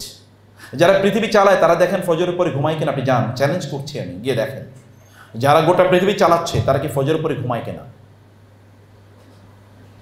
রথচাইল্ডের ফ্যামিলিকে গিয়ে দেখেন তো ফজরের পরে ঘুমায় কিনা, গিয়ে দেখেন, জিজ্ঞেস করেন, কমপক্ষে গুগলকে বলেন অথবা আপনি চ্যাট জিপিটিকে বলেন যে ওরা ফজর পরে ঘুমায় কেনা, সূর্য ওঠার পরে তারা ঘুমায় কেনা, দেখেন এবং দেখেন কি বলে। অতএব আপনি তো ফজরের পরে ঘুমানো অথবা সলাতে আপনি দেরিতে যাওয়া, সলাতের মধ্যে আমরা কেন সে প্রশান্তি পাই না? আল্লাহ রাসূল বলেছেন ওয়াজুইলাত কুররাতু আইনি ফিস সালাহ, আমি পৃথিবীর 3টি জিনিসকে পরম ভালোবাসি। এক নম্বর হচ্ছে আমি নারীদেরকে ভালোবাসি, কারণ তার চারপাশে কেবল নারীরাই আছে, আর কেউ নাই। তার 4 কন্যা এবং কি তার ঘরে তার মা এবং তার কাজের মেয়ে ওই যে উম্মে আইমান বারাকা, এবং তার স্ত্রী, একই সাথে 9 জন ছিল সর্বশেষ, মানে একসাথে। তো তার চারপাশে তো নারী ছাড়া কেউ নেই, তার তো একটা ছেলেও নাই, তার ঘরে কেউ ছেলে নেই, কোনো ছেলে নেই, না তার ভাই না তার বাবা। অতএব তিনি তো নারীদেরকে ভালোবাসবেনই, ভেরি ন্যাচারাল। এবং তিনি ভালোবাসতেন পারফিউমকে, আতরকে। আমি জানি না আপনার আতরকে ভালোবাসে পুরুষদের পৌরুষত্ব, এটা ম্যানহুড, এটা ম্যানহুড। আমার পকেটে কিন্তু আতর আছে, এই যে আতর, আতর রাখবেন পকেটে, পারফিউম আতর নাহলে ছোট পারফিউমের বোতল রাখেন। এটা আপনার পৌরুষত্ব, এটা আপনার পৌরুষত্ব, পুরুষদের কাজ, এটা পুরুষদের সিম্বল। এটা আতর মানে ঘরে রাখবেন, মানে আপনার কাছে রাখবেন, পকেটে রাখতে হবে নট নেসেসারি। পাঞ্জাবি থাকার কোনো সুবিধা আছে, লম্বা পকেট, তো আপনাদের তো সুবিধা কম একটু। এটা তিনি ভালোবাসতেন। এবং 3 নম্বরে তিনি বলতেন সলাত ওয়াজুইলাত কুররাতু আইনি ফিস সালাহ, নামাজের মধ্যে আমার চোখের প্রশান্তি, অন্তরের প্রশান্তি তৈরি করে দেখা হয়েছে। সলাতে আপনি ভালো ফিল করেন কিনা, আপনি কেমন ফিল করেন, সলাতকে আপনি সলাতকে এনজয় করেন কিনা। এনজয় না করার প্রধানতম কারণ হলো সলাতকে আমরা ইন্টারনালাইজ করতে পারি না, সময় মতো আমরা নামাজে যাই না। আপনি কেবল তখনই নামাজে যান যখন অলরেডি 2 রাকাত শেষ। আপনি কীভাবে ফিল করবেন? আপনি কেবল নামাজ পড়েন কুল হুয়াল্লাহ এবং ইন্না আতাইনা দিয়ে, আপনি কীভাবে ফিল করবেন? আপনি নামাজে দাঁড়ানোর পরে আলাম তারা আপনার মুখে চলে আসে, আপনি কীভাবে সলাত ফিল করবেন? আপনি লম্বা সময় জুড়ে আপনি কয়বার বলেন সুবহান রাব্বিয়াল আযীম, কয়বার পড়েছেন? গত শুক্রবারে, গতকাল মোস্ট প্রবাবলি রাতে আমি সলাত আদায় করছিলাম, তখন আমি কেবল সুবহান রাব্বিয়াল আযীম একটু আস্তে বলতে গিয়ে দেখেছি যে আমার হৃদয়টা ঈমান যেমন হচ্ছে যেন পূর্ণ হয়ে যাচ্ছে। Believe me, sometimes you can feel your ঈমান। আপনি কখনো কখনো ঈমানটাকে মনে হচ্ছে আমরা হাত দিয়ে ধরতে পারছি, এরকম কখনো আপনি ফিল করেন। যদি আপনি কখনো আল্লাহর সাথে ভালোবাসার বন্ধুত্বের মজা না বুঝতে পারেন, you have never tested your life, আপনি জীবনে মজাই পান নাই। আর এই অন্তরটাকে এই যে হার্টটাকে আল্লাহ এমনভাবে, কলবটাকে এমনভাবে তৈরি করে দিয়েছেন যে এটা কেবলমাত্র রবের সাথে সম্পর্ক তৈরি করার মাধ্যমে, রবের সাথে সময় কাটানোর মাধ্যমে কেবল এটা মজা পায়, আর অন্য কোনোভাবে মজা পায় না। আপনি একটু চেক করেই দেখেন, একটু লম্বা সময় আপনি সেজদা দিয়ে দেখেন, একটু লম্বা সময় একটু রুকু দিয়ে দেখেন, একটু লম্বা সময় কোরআন তেলাওয়াত করে দেখেন নামাজের মধ্যে। আস্তে আস্তে নামাজ পড়বেন, তাড়াহুড়া কোনো কিছু নাই। সলাতের পরে এবং আগে করেন কি, আপনি কখন মসজিদে যান? আমরা মসজিদ যেতে হবে একটু আগে, জামাত শুরু হওয়ার কমপক্ষে 5 মিনিট আগে যান, বসে সেখানে গিয়ে একটু কোরআন তেলাওয়াত করুন, একটু তাসবিহ করুন। আপনি যখন সেখানে যান তখন ফেরেশতারা আপনার জন্য আল্লাহর কাছে দোয়া করতে থাকে। আপনি যখন আল্লাহর সাথে সময় কাটান তখন আল্লাহ সুবহানাহু ওয়া তাআলা দায়িত্ব নিয়ে নেন, আপনার কাজগুলো তিনি তার পক্ষ থেকে করে দেবেন। ইন্নাল্লাযীনা ক্বালু রাব্বুনাল্লাহু সুম্মা ইসতাকামু তাতানাজ্জালু আলাইহিমুল মালায়েকাতু আল্লা তাখাফু ওয়া লা তাহজানু ওয়া আবশিরু বিল জান্নাতি আল্লাতী কুনতুম তুআদুন। আল্লাহ তাআলা বলেছেন যারা একেবারে স্ট্যাটিক থাকে আল্লাহ সুবহানাহু ওয়া তাআলার পথে, তারা ফার্ম স্ট্রিট ফাস্ট থাকে আল্লাহর পথে, তাতানাজ্জালু আলাইহিমুল মালায়েকা, ফেরেশতারা হাজারে হাজারে তাদের উপর নাজিল হয় এবং এসে বলে আল্লাহ তাখাফু ওয়া লা তাহজানু, নো টেনশন, নো ফিয়ার, কোনো ভয় নাই, কোনো টেনশন নেই, আমরা তোমাদের সাথে আছি, তোমাদের কাজগুলো আমরা করে দেব। আপনি সলাতে আগে গিয়ে দেখেন জীবনে বারাকা পাবেন। বরকত মানে কি? বারাকা মানে কি? বারাকা মানে হচ্ছে যেমন আপনাদের বয়স এখন 20, 21, 22, আপনি জানেন আপনাদের বয়সী মুসলিম স্কলাররা তখন গোটা পৃথিবী তারা দাবড়ে বেড়ায়। আপনি যদি কর্ডোবার দিকে যদি তাকান, আপনি তৎকালীন মুসলিম আন্দালুসিয়া, কর্ডোবাতে তখন ইউনিভার্সিটির প্রফেসর যারা, তাদের বয়স 20, 21, 22, 23 বেশি না, তারা ইউনিভার্সিটির প্রফেসর, এবং তারা মেন ওয়াইল তৎকালীন জ্ঞানের সর্বশ্রেষ্ঠ জগৎকে তারা অলরেডি ক্যাপচার করে ফেলেছে। জীবনের বয়স সময়ের মধ্যে বারাকা। ইবনে সিনার বয়স কত ছিল? আল খাওয়ারিজমি, যিনি আল গারিদমের জনক অথবা আল জেব্রাইয়ের জনক, আল খাওয়ারিজম, এর কথা একবার চিন্তা করে দেখেন তো। অথবা যারা এই যে প্যারাসুট প্রথম বানিয়েছে, এখন যেটা আমরা বিমানের কথা বলছি, মুসা ব্রাদার্স, তারা কত বয়সে তারা ছিল? জাবের ইবনে আল হাইয়ান, যিনি ফিজিক্সের জনক, অথবা আলকেমিয়া, কেমিস্ট্রির জনক যারা, আপনি দেখেন তো তাদের কত বছর বয়সে তারা গোটা পৃথিবী জ্ঞানের জগতে তারা রাজত্ব করেছে। They were kings in the worlds of knowledge. তাদের বয়স কারো বয়স এরকম না যে 30, 40, 50 বছর বয়সে স্পেশালাইজেশন করেছেন। No, never. সময়ের বারাকা কোথায় পেয়েছেন? Because they have invested it their life, their time with Allah. তারা আল্লাহর সাথে তাদের সময়টা কাটিয়েছেন। আল্লাহর সাথে সময় কাটাতে হবে আপনাকে। আপনি why should you do injustice to you? আপনার নিজের প্রতি জুলুম কেন করবেন? আপনার তো হিউজ পটেনশিয়াল আছে। এই পটেনশিয়ালকে যদি আপনি আনকাভার করতে চান, এটাকে যদি অ্যাভেল করতে চান, এটাকে যদি ফ্লোরিশ হোক করতে চান, তাহলে just get connected with your creator, spend time with him. He is the giver of knowledge. তিনি হচ্ছে জ্ঞান দানকারী। তিনি জ্ঞান দানকারী। তিনি আপনাকে সম্মান দেবেন, তিনি আপনাকে মর্যাদা প্রদান করবেন। আপনার রাসূলের কথা একবার দেখেন না, অমিনাল্লাইলি ফাতাহাজ্জাত বিহি নাফিলাতাল লাক আসা ইয়াবা আসাকা রব্বুকা মাকামা মাহমুদা। আপনি রাতের নামাজ আদায় করুন, আল্লাহ আপনাকে মাকামে মাহমুদ, মানে হচ্ছে এমন একটা মর্যাদার জায়গা, যে মর্যাদার জায়গায় অন্য কারো পক্ষে যাওয়া সম্ভব না, এরকম একটা জায়গা আল্লাহ তাআলা আপনাকে প্রদান করবেন। কিয়ামুল লাইল কখনো করেছেন? রাতের নামাজ কখনো করেছেন? রাতের নামাজ পড়ে দেখেন যে প্রশান্তি কাকে বলে। আপনি কোনোদিন এটা আপনি ফিলই করতে পারবেন না যদি রাতের নামাজ আপনি আদায় না করেন। অথবা আপনার কেবলমাত্র ফিজিক্স নিয়ে থাকলে চলবে না, আপনার কেমিস্ট্রি নিয়েও চিন্তা করতে হবে। আপনার কেবল শরীর নিয়ে, বডি নিয়ে থাকলে চলবে না, আপনার স্পিরিটকে নিয়ে চিন্তা করতে হবে। কারণ মানুষ এবং অন্য প্রাণীরগুলোর পার্থক্য হলো, অন্য প্রাণীরগুলোর স্পিরিট নাই, কিন্তু মানুষের স্পিরিট আছে। আপনি আপনার স্পিরিটটাকে ধ্বংস, বা আপনার আত্মাকে, আত্মাকে ধ্বংস করে দিয়েন না। আত্মাকে বাঁচাতে হলে আপনাকে কোরআনের কাছে আসতে হবে। কোরআন আপনি পড়তে পারেন কিনা, শুদ্ধ করে পড়তে পারেন কিনা, কোরআন বুঝতে পারেন কিনা, আপনার রবের কিতাব, এবং সেটা হচ্ছে জ্ঞানের আকর, মা ফাররাতনা ফিল কিতাবি মিন শাই। বিজ্ঞান আমি নিজে পড়েছি, আমি তো বিজ্ঞান, science and technology in Islam, অথবা Muslim contribution to science and technology, Quran and science, এরকম অনেক কোর্স আমি ইউনিভার্সিটিতে পড়িয়েছি। আইইউটিতে পড়িয়েছি আমি কমপক্ষে 15 বছরের জাতীয় কোর্স। সেখানে আপনি দেখেন এখনও এরকম কত পরিমাণ বই আছে, Muslim contribution to science and technology, Quran and science, Quran and technology, আপনি দেখেন না সেখানে এগুলো আছে। এখানে আপনি কোরআন না বুঝলে আপনি এই জায়গায় যেতে পারবেন না। আজকের বিগ ব্যাংয়ের থিওরির কথা তো কোরআন বহু আগে বলেছে। যদি আমরা সেটা বলি যে এই পৃথিবী কীভাবে ধ্বংস হয়ে যাবে, আমরা যদি আইনস্টাইনের রিলেটিভিটির কথা বলি, অথবা যদি আমরা কমপক্ষে নিউটনের যদি গ্র্যাভিটেশনের কথা বলি, তো গ্র্যাভিটির কথা তো আল্লাহ আগেই বলেছেন। আল্লাহ তো রিলেটিভিটির কথা আগেই বলেছেন, এক্সপানশন অফ দ্য ইউনিভার্স, ওয়াইন্না লাহু মুসিউন, সব কিছু এক্সপ্যান্ড করছে। কিয়ামত তো ভেরি ইজি ইস্যু। আল্লাহ যদি কেবল বলেন আমি গ্র্যাভিটেশনকে, এটা কি করবো, গ্র্যাভিটেশনাল পুল, এটাকে আমি উইথড্র করলাম, তাহলে তো সব কিছু একটা সাথে আরেকটা কি করবে, ধাক্কা খেবেন, এভরিথিং উইল কোলাপস। এটা ইজি ম্যাথ, সিম্পল ম্যাথ। এই সিম্পল ম্যাথ কোরআন বলে দিয়েছে।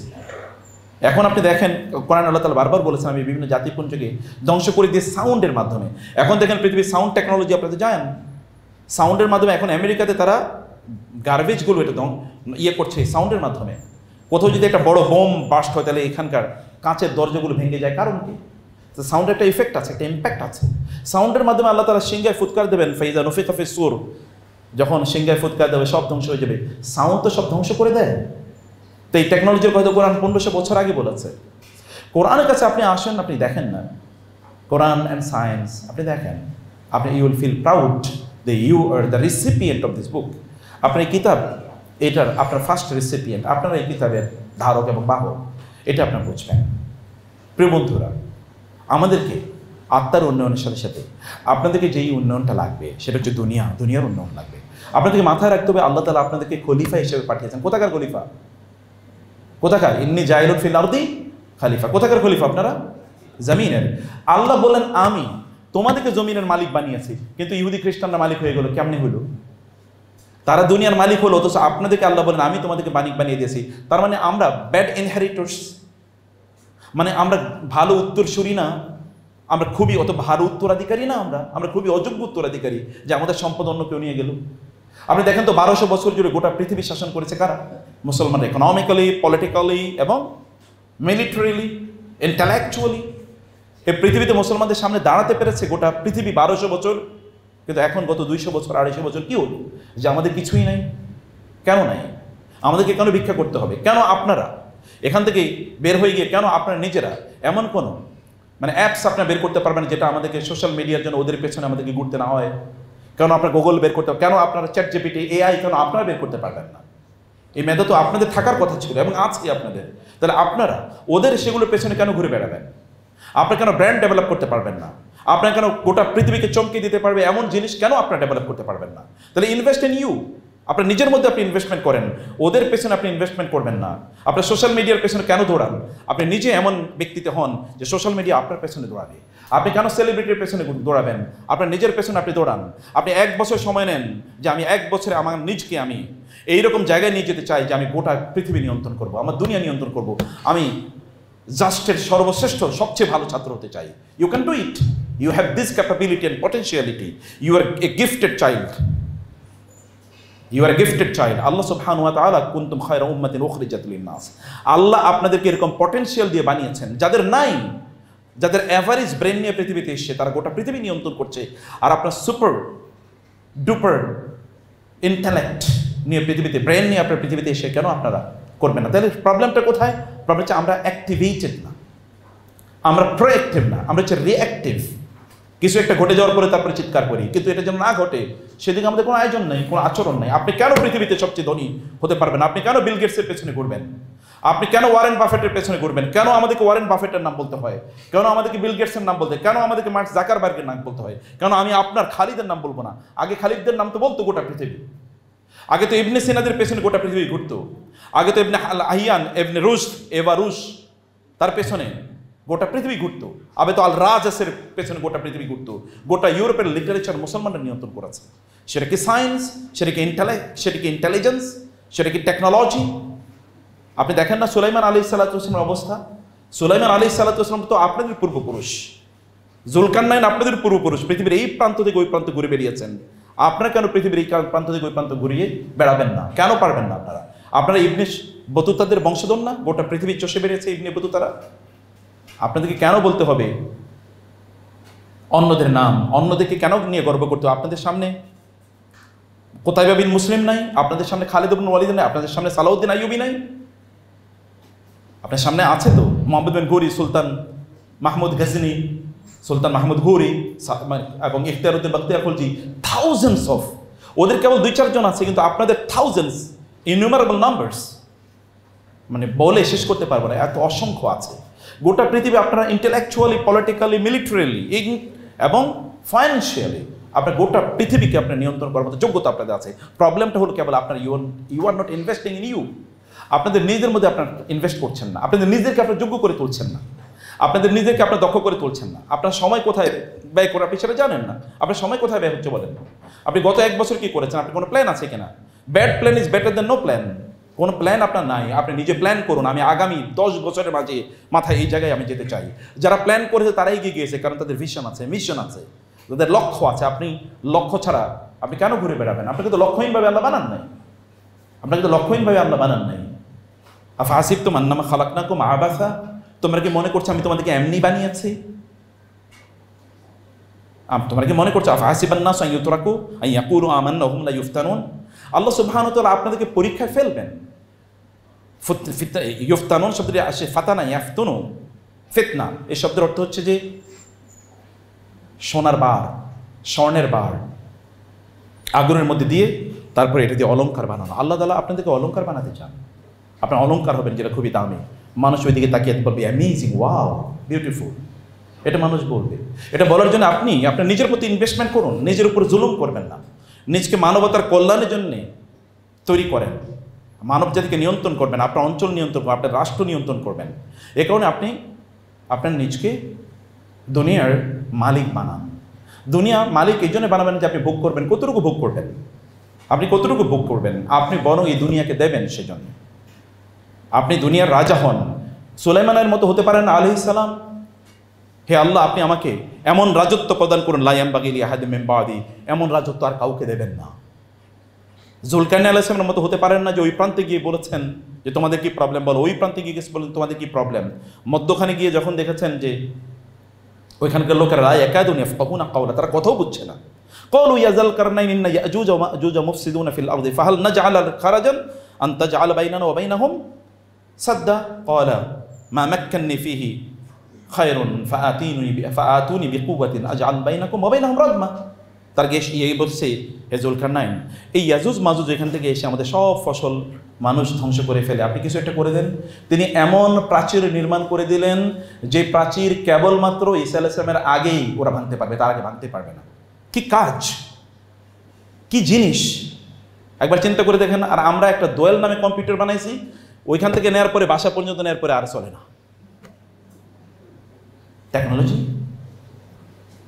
সুলাইমান আলাইহিস সালাতু ওয়াস সালাম বলেন সাবার রানী বেলকিস, সাবার রানীর তার একটা সিংহাসন আছে, এই সিংহাসনটা কে আমার কাছে নিয়ে আসবে? ক্বালা ইফরিতু মিনাল জিন্নি আনা আতিকা বিহি ক্বাবলা আন তাকুমা মিন মাকামিক। একজন ইফরিতু মিনাল জিন, এক দৈত্য বলল, কারণ সুলাইমান আলাইহিস সালাম জিনদেরকে ব্যবহার করতেন। এক দৈত্য বলল যে আমি ওই সিংহাসন নিয়ে আসতে পারবো আপনার এই সিংহাসন থেকে বসতে এবং উঠতে যত কোনো সময় লাগে। তিনি বললেন না, হবে না। ওয়াকাল আল্লাযী ইনদাহু ইলমুম মিনাল কিতাব, যার নলেজ ছিল, ইন্টেলিজেন্স, ইনফরমেশন, টেকনোলজির লোক, কম্পিউটার সায়েন্স অথবা ইলেকট্রিক্যাল ইঞ্জিনিয়ারিংয়ের লোক, তিনি দাঁড়িয়ে বললেন আনা আতিকা বিহি ক্বাবলা আন ইয়ারতাদ্দা ইলাইকা তারফুক। আপনার কাছে আমি সিংহাসনটা এনে দিতে পারি, আপনি ওই যদিকে তাকালেন তাকে আপনার চোখ আবার আপনার নিজের কাছে আনতে যতটুকু সময় লাগে ততটুকু সময়ের মধ্যে। এটা কিসের মাধ্যমে সম্ভব? দেখেন এখন টেকনোলজির মাধ্যমে সম্ভব। এই টেকনোলজি তারা ব্যবহার করেছেন, আপনার পূর্বশরীর এই টেকনোলজি ব্যবহার করেছে। তাহলে আপনাকে সেখানে আপনি কিছু একটা করেন, পৃথিবীকে চমকে দেন এবং সেজন্য প্ল্যান করেন, সেজন্য আপনার নিজের স্কিল ডেভেলপ করেন। এখন কত ধরনের স্কিল আছে, আপনি সেই স্কিল না পড়ে আপনি হুমায়ুন আহমেদের, রবীন্দ্রনাথের বই পড়তেছেন, গল্পের বই। এটা তো আপনাদের লজ্জা হওয়া উচিত। আপনি তো ওই জায়গায় সময় নষ্ট করার কথা না আপনার এখন prime time of your life. আপনি এমন স্কিল ডেভেলপ করেন গোটা পৃথিবী চমকে যাবে আপনার জন্য। স্কিল দেখেন না পৃথিবীতে এখন কোন স্কিল সবচেয়ে বেশি জরুরি, সেটা আপনি পড়েন। আপনি এখন ম্যাথমেটিক্স পড়েন, ম্যাথমেটিক্সের আবিষ্কর্তাই তো আপনাদের পূর্বপুরুষরা। জেরো এটা এসছে কোথেকে? এই জেরো এটা এসছে জেফরা থেকে, জেফরা এসছে সেফরা থেকে। এখন আরবরা সেফের বলে জেরোকে সেফর, সেফর মানে জেরো। জেরো থেকে ল্যাটিনে গেছে জেফরা, জেফরা থেকে এসছে কি জেরো। তো আপনি দেখেন না, এখনো দেখেন না, আপনি এখনো গুগল করেন, বলেন যে আরবরা আরবি সংখ্যাগুলো কিভাবে লিখত। ব্রিটিশরা, আমাদের কোনো এক সময় ল্যাটিন ওয়ার্ডে কি 1 2 3 এগুলো লেখা হতো না? 1 মিলিয়ন কিসে লেখা হতো? ল্যাটিন ওয়ার্ডে, ল্যাটিন লেটারে। এরপরে কারা এগুলো এই পৃথিবীকে কে দেখালো যে জেরো ব্যবহার জানে? হ্যাঁ, জেরো নিয়েছে অন্য জায়গা থেকে, ইন্ডিয়ানদের কাছ থেকে জেরো মুসলমানরা নিয়েছে। তারা তো এটা ব্যবহার বুঝে না, মুসলমানরা নিয়ে এটা ব্যবহার দেখিয়েছে তাদেরকে। এখনো দেখেন 1 2 3 4 5 দেখেন আরবিতে কীভাবে লেখে, ইংরেজরা দেখেন 100 ভাগ নকল করেছে। কিন্তু আমরা তাদের পেছনে ঘুরছি। আপনাদের পূর্বপুরুষরা এগুলোর জনক, সে ব্লাড আপনাদের মধ্যে আছে, সে ব্লাডটাকে আপনাদের কেবল কার্যকর করতে, কেবল জেগে উঠতে হবে এবং কেবল স্বপ্ন দেখতে হবে। ড্রিম হাই, স্বপ্ন দেখা মানে ঘুমিয়ে স্বপ্ন দেখা না। স্বপ্ন মানে হচ্ছে ক্লারিটি, আপনি জানেন যে আপনি কী করবেন। আপনি যখন রাস্তায় হাঁটেন তখন আপনি জানেন এটা আমার স্বপ্ন। এই স্বপ্ন লেখেন, এখনই লেখেন, আজকে বাসায় আপনার রুমে গিয়ে লিখবেন আমি আগামী 5 বছর পরে আমার নিজকে এই জায়গায় দেখতে চাই। এবং এটা করার জন্য everyday just spend 1 hours for your self development. আপনার নিজের উন্নয়নের জন্য কেবল প্রতিদিনে 1 ঘন্টা সময় ব্যবহার করেন। আপনি দেখেন না আপনার নবীর অবস্থা দেখেন তিনি কি করেছেন। তিনি যখন মক্কায় দ্বীনের প্রচার করা শুরু করে তখন কে ছিল সেখানে? বিশ্বাস করার মতো লোক নাই, 1-2 জন। তো তারপরে যখন 23 বছর পরে এই যে আপনার এই অডিটোরিয়ামে বসে আছেন, ওই যে তিনি দিন প্রচার করে গেছেন এখন থেকে 1450 বছর আগে, এই অডিটোরিয়ামে এসে সেটা ধাক্কা লেগেছে। একজন মানুষ যদি ডেডিকেটেড থাকে, ইব্রাহিম আলাইহিস সালাম তার বাবাকে বললেন ইয়া আবাতি লিমা তা'বুদু মা লা ইয়াসমা ওয়া লা ইবসিরু ওয়া লা ইগনি আনকা শাইআ। বাবা, এগুলো কিসের পূজা করছেন? এগুলো শুনতে পায় না, দেখতে পায় না, কোন নিজেদের ক্ষতি নিজেদের কল্যাণও করতে পারে না, এগুলো কেন আপনি পূজা করছেন? ইব্রাহিম আলাইহিস সালাতু ওয়াস সালামের বাবা তাকে বললেন হুজুরনি, তুমি আমাকে এখান থেকে সরে যাও, আদারওয়াইজ আমি তোমাকে হত্যা করব। তিনি সেখান থেকে সরে গেলেন। সরে যাওয়ার পর কেবল তার কাজ একটাই ছিল, তিনি মূর্তি পূজার বিরোধিতা করেছেন। গোটা মানব জাতির নেতা এবং মানব জাতির পিতা আল্লাহ তাআলা তাকে বানিয়ে দিয়েছেন। আল্লাহ বলেছেন ইন্নী জাইলুকা লিন-নাসি ইমামা। ভিশন একটা নিয়ে লেগে থাকা, এটা আপনারা বানরের মতো হবেন না। ইন্ডিয়াতে দেখবেন বানর কিভাবে ধরে জানেন? বানর ধরে হচ্ছে অনেকগুলো দিয়ে দেয়, যে বানর হলে পছন্দ করে, কি বলে এটাকে, বাদাম। তো অনেকগুলো বাদাম একটা খাঁচার মধ্যে বাদাম দিয়ে দেয়। তো এখন খাঁচার মধ্যে বানর দেয় হাত। এখন হাত দেওয়ার পরে ও তো অনেক বাদাম নিতে চায়। অনেক বাদাম যখন নিতে চায় তখন আর ওর হাত বাইর হয় না। আগে তো হাতে কিছু ছিল না, এটা গ্যাসের হাত। যখন অনেক বাদাম নিতে যায় তখন আর হাত বের হয় না। ও কিন্তু বাদাম ছাড়েও না, আবার হাতও বের হচ্ছে না। এর মধ্যে এসে ওকে শিকারীরা ধরে ফেলে। এখন আপনি একসাথে 20টা কাজ কেন করতে চাইবেন? আপনি কেন একটা স্পেশালাইজ হতে পারবেন না? আপনি যেটা ধরবেন সেটাই আপনি হয়ে যান শ্রেষ্ঠ। এবং আমি বলছি আপনি যেই কোনো সাবজেক্টে, আপনি যদি যারা কম্পিউটার সায়েন্স পড়েন, আমি বলে গেলাম এখানে স্যাররা তো আপনাদেরকে তার চেয়ে বেশি ইনফরমেশন দেন, আমি বলে গেলাম আপনারা কেবল এভরিডে একটা নতুন আইডিয়ার উপর ভিত্তি করে 10 থেকে 15 মিনিট কাজ করেন এবং 1 বছর এভাবে কাজ করে দেখেন, বাংলাদেশে আপনার প্যারালাল কাউকে খুঁজে পাবেন না। পৃথিবীতে তখন আপনার নাম তখন উজ্জ্বল হয়ে জ্বলতে থাকবে। কেন আপনি সেটা করবেন না? আপনার ইউনিভার্সিটিতে ক্লাস করেন কয় ঘন্টা? 4 ঘন্টা 5 ঘন্টা, বাসায় গেলে 3-4 ঘন্টা পড়েন, বাকি সময় কই আপনার? কিছু সময় আল্লাহকে দেন, কিছু সময় আপনার নিজের জন্য করেন। আপনার নিজের জন্য কেবল দুনিয়ার ভোগের জন্য করবেন না, কিন্তু মানবতার জন্য করবেন, কারণ আপনার মিশনারি মানুষ। খ্রিস্টানরা মিশনারি হয়েছে, তাদের মিশনারি হওয়া হারাম। খ্রিস্টানদের মিশনারি হওয়া হারাম, অথবা ওরাই মিশনারি, কিন্তু আমরা মিশনারি না। বাংলাদেশের সবচেয়ে ভালো স্কুল কলেজ ইউনিভার্সিটি হচ্ছে খ্রিস্টানদের, আর আমাদের একটাও নাই। পৃথিবীতে কেন সকল 1 নম্বর 2 নম্বর 3 নম্বর ইউনিভার্সিটিগুলো সব মালিক কেন ইউরোপ, আমেরিকানরা বা খ্রিস্টানরা, ইহুদিরা? কেন আমরা হতে পারলাম না? নোবেল প্রাইজগুলো সব তাদের ঘরে যায়। আপনি কি স্বপ্ন দেখতে পারেন আপনি নোবেল প্রাইজ পাবেন? যে ব্যক্তি দৌড়াতে চায়, ম্যারাথনে যে দৌড়ায়, ওকে একদিনে ম্যারাথনে দৌড়াতে পারে? ম্যারাথনে যে ফার্স্ট হয়, ওকে একদিনে ফার্স্ট হয়েছে? যারা ক্রিকেট খেলে দেখেন না, প্রতিদিন সে যদি প্র্যাকটিস না করে, সে ফিটনেসই তো তার থাকবে না, নাকি? ফিটনেস থাকবে? ফিটনেসও তার থাকে না। তা আপনাকে সেটা করতে হবে, এবং এই কারণে আপনাকে জ্ঞান অর্জন করতে হবে, আপনাকে পড়তে হবে। আর জ্ঞান অর্জন করা আপনাদের জন্য ফরজ, অন্যদের জন্য হারাম,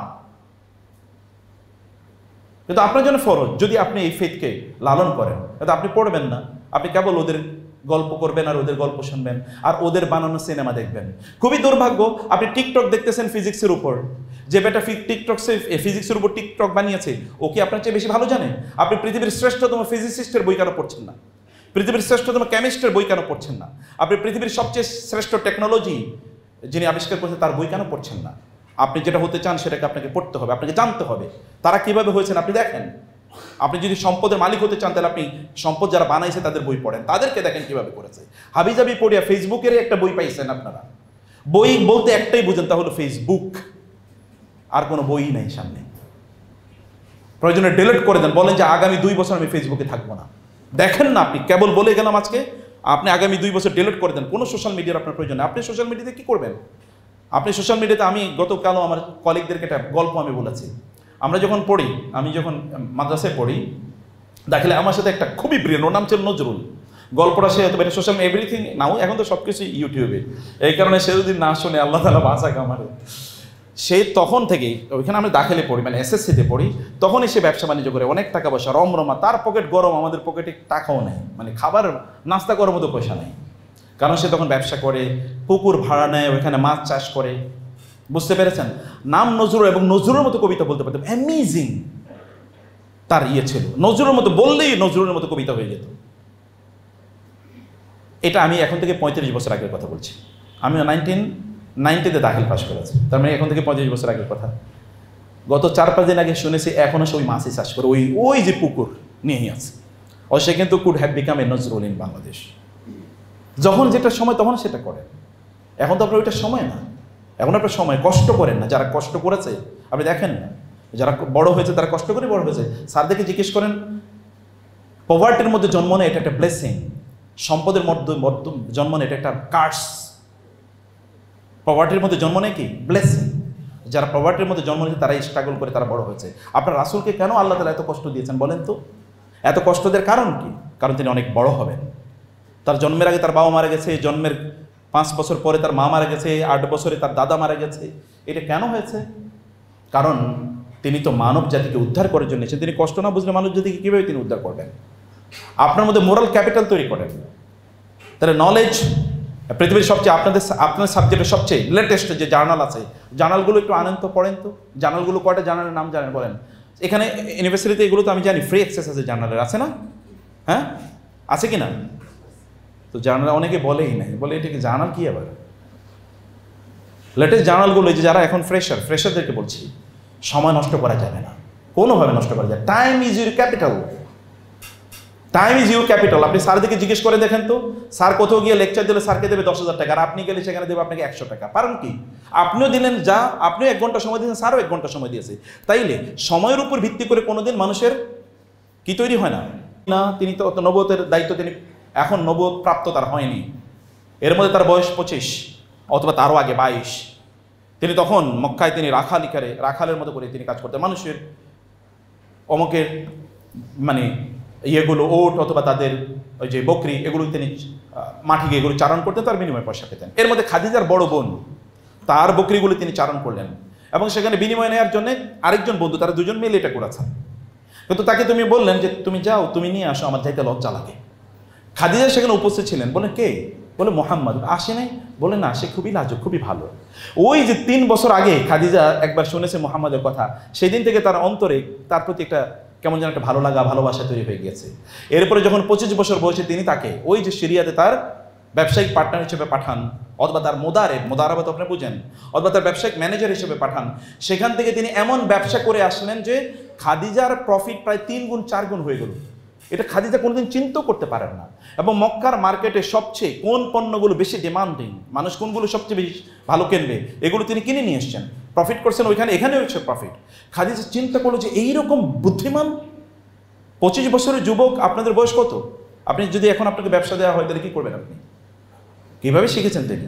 এবং খাদিজা যখন দেখলেন এরকম, এবং তিনি তার ইন্টিগ্রিটি, তার অনেস্টি, তার সততা এমন লেভেলে তিনি নিয়ে গেলেন যে এরপরে খাদিজা কিন্তু সেখানে তার বয়স কেউ বলছেন 28, কেউ বলছেন 40, যাই হোক না কেন মক্কার লোকেরা তাকে বিয়ে করার জন্য প্রস্তাব দিয়েছে, কারো প্রস্তাব তিনি মানেন নাই। কারণ জানেন যে তিনি যেরকম লোক চান, এরকম যেমন পুরুষ তিনি চান এমন পুরুষ তিনি পাচ্ছেন না। অথচ মোহাম্মদের কিন্তু কিছুই না, তার কেবল মোরাল ক্যাপিটাল আছে সাল্লাল্লাহু আলাইহি ওয়াসাল্লাম, কেবল মোরাল ক্যাপিটাল, নৈতিকতার দিক থেকে। এবং তার স্কিল এমন লেভেলের যে খাদিজা তখন তার বান্ধবীকে বললেন, একটু মোহাম্মদকে গিয়ে অনুরোধ করো না, আমি ওর বিয়ে করতে চাই সাল্লাল্লাহু আলাইহি ওয়াসাল্লাম, আমি তাকে বিয়ে করতে চাই। ম্যান এরকম হন যে অন্যরা আপনার পেছনে পেছনে ঘুরুক, তারা এসে বলুক আমি তোমাকে বিয়ে করতে চাই, আপনি তার পেছনে ঘুরেন। আপনার কি ম্যানহুড নাই, পৌরুষত্ব নাই? আপনি কি পুরুষ না? আপনি কেন সেখানে সময় নষ্ট করছেন? তার মানে কি তারা যারা বিয়ে করবেন, বিয়ে করে ফেলেন, সমস্যা কি? বিয়ে করে ফেলেন, বিয়ে করে তারপরে আপনারা সময় কাটান। তাহলে এটা আপনাদের হার্ভার্ড ইউনিভার্সিটির একটা স্ট্যাটিস্টিক আমি দেখেছি, হার্ভার্ড রিভিউগুলো, হার্ভার্ড বিজনেস রিভিউ অথবা অন্যান্য রিভিউগুলো আছে, আপনার তাদের সায়েন্স রিভিউ আছে, ওগুলো আপনার পড়বেন। সেখানে আমি দেখেছি যে ওইখানকার যারা ম্যারিড কাপল তাদের রেজাল্ট সবার চেয়ে ভালো, তাদের রেজাল্ট সবার চেয়ে ভালো। তো আপনারা এটা আপনারা করতে পারেন। আপনারা এই জাস্টকে আপনারা বলেন না বাংলাদেশের শ্রেষ্ঠতম ইউনিভার্সিটি হোক জাস্ট, এটা আপনার অক্সফোর্ড অথবা হার্ভার্ডের লেভেলে চলে যাক, এরকম আপনারা চাইলেই করতে পারেন, আপনারা চাইলে এটা করতে পারেন। তো সেটাকে করার জন্যে আপনাদেরকে যেটা বলছি, একটা মোরাল ক্যাপিটাল নিজের মধ্যে তৈরি করেন, একটা নৈতিক যোগ্যতা নিজের মধ্যে তৈরি করেন, যেন আপনার ভালো মানুষ, মানে আল আমিন আর সাদেক। তিনি তো তখনও নবী না, তিনি তো তখনও সমাজে আর সাদেক আল আমিন হিসেবে পরিচিত। সবাই তাকে সাদেক বলে, সবাই তাকে আল আমিন বলে। আপনাদের হেলথ, আমি আর 5 মিনিট এই টপিকের উপর আলোচনা করে এরপর আপনাদের, আমাকে বলেছে 9:30 পর্যন্ত আলোচনা, তারপরে কোয়েশ্চেন, প্রশ্ন উত্তর, নাকি আমি কি ঠিক আছে? On right track? হ্যাঁ ঠিক আছে, ওকে, 5 মিনিটস আর রিমেইনিং। আচ্ছা, আমি বলছি আপনাদের হেলথ। আমি আসার সময় দেখলাম স্যার যে বিশাল জিম আপনাদের দেখলাম, দেখে আমি খুবই অভিভূত হয়েছি। একটা ইউনিভার্সিটির জিম, এটা বিশাল সম্পদ। আমি জানি না আপনার জিমে যান কিনা। আপনি যদি শয়তানকে পরাজিত করতে চান, আপনাকে জিমে যেতে হবে। আপনি যদি শত্রুকে পরাজিত করতে চান, আপনাকে জিমে যেতে হবে। আপনি যদি আপনার নফসকে পরাজিত করতে চান, আপনাকে জিমে যেতে হবে। আপনি যদি আপনার আলস্যকে পরাজিত করতে চান, আপনাকে জিমে যেতে হবে। আপনাকে শরীর, আপনার তো সবচেয়ে বড় সম্পদ আপনার হেলথ ইজ ইউর ওয়েলথ। আপনি সকালবেলা ঘুম থেকে উঠতে পারেন না কারণ কোমর ব্যথা, মাথা ব্যথা, আপনাকে দিয়ে হবে কি? আপনি তো বিয়েও করতে পারবেন না কয়েকদিন পরে, আর বিয়ে করলে এরপরে বউ পালাবে। আপনি বিয়ে করে লাভ কি? আপনি নিজেকে শক্তিশালী করেন। Preservation of your health is much easier than the cure of your disease. শরীরকে অসুস্থ বানায়েন না, আপনি শরীরের মধ্যে বসবাস করবেন। এই শরীর নিয়ে আপনি গোটা পৃথিবী কী করবেন? নিয়ন্ত্রণ করবেন। এই পৃথিবীর, আমি গত ফরচুন 500 ম্যাগাজিন, এটা আপনারা পড়বেন মাঝে মাঝে, আমিও পড়ি। ফরচুন 500 ম্যাগাজিনে আমি দেখেছি ওয়ার্ল্ডের সবচেয়ে বড় সিইও, যারা সবচেয়ে মিলিয়নস অফ ডলার যারা বেতন পায়, আমি দেখি তারা প্রত্যেকে তাদের গোটা জীবনে হয় তাদের মিলিটারি ব্যাকগ্রাউন্ড আছে, অথবা এই যে ইউনিভার্সিটিতে আমরা কী যেন করি একটা, ওই যে মানে আপনার ওই যে ব্যায়ামের জন্য কি একটা আছে না, হ্যাঁ, বিএনসিসি করা। একজনও দেখি নাই সিইও আমি যাদের হেলথের দিক থেকে তারা দুর্বল, একজনও দেখিনি আমি। আর আপনার রাসূলের কথা একবার দেখেন তো, 63 বছর বয়সেও তার সামনে এসে শত্রুরা দাঁড়াতে পারে না। আলী রাদিয়াল্লাহু তাআলা বলতেন, যুদ্ধের ময়দানে যদি আমরা দেখতাম যে শত্রুরা আমাদেরকে আঘাত করছে, তাহলে রাসূলের পিছনে গিয়ে দাঁড়াতাম, কারণ তিনি ছিলেন আমাদের মধ্যে ব্রেভেস্ট। একবার আয়েশা রাদিয়াল্লাহু তাআলা বললেন যে মদিনায় হঠাৎ করে একটা বিকট আওয়াজ হলো, সবাই একটু ভয় পেয়ে গেল, কিরে ভূমিকম্প হইতেছে নাকি কিয়ামত হয়ে গেছে। কিন্তু আস্তে আস্তে লোকের একটু ভয়ে দলবদ্ধ হয়ে তারপরে ঘর থেকে নামছে। নাইমা তার আওয়াজটা কোন দিকে আসতেছে, কোন দিক থেকে, এই দিকে তারা গেল। যাওয়ার পরে দেখে যে ওই দিক থেকে রাসূলুল্লাহ সাল্লাল্লাহু আলাইহি ওয়াসাল্লাম আসতেছেন। বলে কি ব্যাপার আপনি যে এখানে? বলে আওয়াজটা শুনছি তো, আমি একটু গেছি কিসের আওয়াজ এটা দেখার জন্য। আর আমরা তো তেলাপোকা দেখার পরে লাভ দিই নাকি? তেলাপোকা দেখার পরে লাভ দিই, যে তেলাপোকা সর্বনাশ। আপনি কিভাবে দুনিয়া জয় করবেন? আপনার শরীর বাঘের সামনে দাঁড়িয়ে আপনাকে যুদ্ধ করতে হবে। শরীরটাকে শক্তিশালী বানান, শরীরটাকে শক্তিশালী বানান।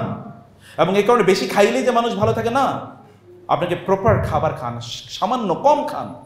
বেশি খাইলে আপনি অসুস্থ হয়ে যাবেন। আমি যেদিন বেশি খাইছি ওই দিন আমার কোনো কাজ হয় নাই, ব্যক্তিগত অভিজ্ঞতা বলছি। যেদিন কম খেয়েছি সেদিন কাজ বেশি হয়েছে। আপনার রাসূল খেতেন কি? 2 বেলা খেতেন সর্বোচ্চ। আমরা তো 6 বেলা না খেলে আমাদের মাথা গরম হয়ে যায়। যেই জাতি শুধু খায় ওই জাতি কিভাবে গোটা পৃথিবী নিয়ন্ত্রণ করবে? অবেসিটি তো একটা রোগ নাকি? অবেসিটি তো খাওয়ার কারণে হয়। আপনি জাঙ্ক ফুড খাচ্ছেন, আপনার গাড়ির ইঞ্জিনে ফেরারি, BMW গাড়িতে যদি আপনি কোকা কোলা ঢুকান তাহলে কি ওই গাড়ি চলবে? ওই গাড়ি ধ্বংস হয়ে যাবে। আপনার পেটের মধ্যে কিভাবে এগুলো ঢুকান? আপনি কিভাবে এগুলো ঢুকান? যে ফুড ফাস্ট আছে ওই ফুড ফাস্ট চলে যায়। এরকম ফুড আপনার দরকার নাই। আপনি হেলদি হাইজেনিক ফুড খান। কারণ আপনি মনে রাখবেন, আপনি you cannot purchase your health. আপনি কিন্তু আপনার সুস্থতা আপনি কোনোদিন কিনতে পারবেন না। হসপিটালে গিয়ে দেখেন, সুস্থতা কোনোদিন কেনা যায় না, স্বাস্থ্য কোনোদিন কেনা যায় না। অনেক লোক আছে তারা টাকা, সুস্থতা, শরীর ধ্বংস করে তারা টাকা ইনকাম করে, পরে ওই সকল টাকা ব্যয় করার পরে শরীর সুস্থ রাখতে চায়, কিন্তু শরীর সুস্থ হয় না। একদল লোক এমন একটা পর্যায়ে তাদের নিজেকে নিয়ে যায়, এখন তাদের একমাত্র খাবার হলো ওষুধ, আর কিছু না। রুটি খায় একটা, কিন্তু ওষুধ খায় কি 3। কারণ এই লোকেরা তাদের নিজেদের শরীরের উপর জুলুম করেছে। শরীরের উপর জুলুম করবেন না। রাসূল সাল্লাল্লাহু আলাইহি ওয়াসাল্লাম এর একজন, এই যে আপনাদের বয়সী এক যুবক, তার নাম হচ্ছে আব্দুল্লাহ ইবনে আমর ইবনে আস, বিয়ে করেছেন। এখন বউর কাছে রাসূল জিজ্ঞেস করেন, কত স্মার্ট। এই যে আজকে বই পড়েছেন হিশাম আল আওয়াদি, আমার খুবই প্রিয় একজন। আমি ওনার, আপনি যদি ইংরেজি শিখতে চান তাহলে হিশাম আল আওয়াদির ইংরেজি শিখবেন, শুনবেন, গুগলে সার্চ দেবেন হিশাম আল আওয়াদি, ইউটিউবে সার্চ দেবেন। অসাধারণ, এত ভালো ইংরেজি বলে আমি লোক, কুয়েতি লোক, এখন অবশ্যই চিনতে পারবেন না। হিশাম আল আওয়াদির অনেক চমৎকার বই, যে বে স্মার্ট উইথ মুহাম্মদ, তার আরও অনেক বই আছে, চিলড্রেন অ্যারাউন্ড দি প্রফেট, অসাধারণ বই তিনি করেছেন। উইমেন অ্যারাউন্ড দি মেসেঞ্জার, এরকম নামে তার চমৎকার চমৎকার লেকচার আছে ইউটিউবে। আমি সবগুলো লেকচার শুনেছি তার। এখনও প্রতিদিন আমি সকালবেলা কমপক্ষে 1 ঘন্টা লেকচার শুনি প্রতিদিন।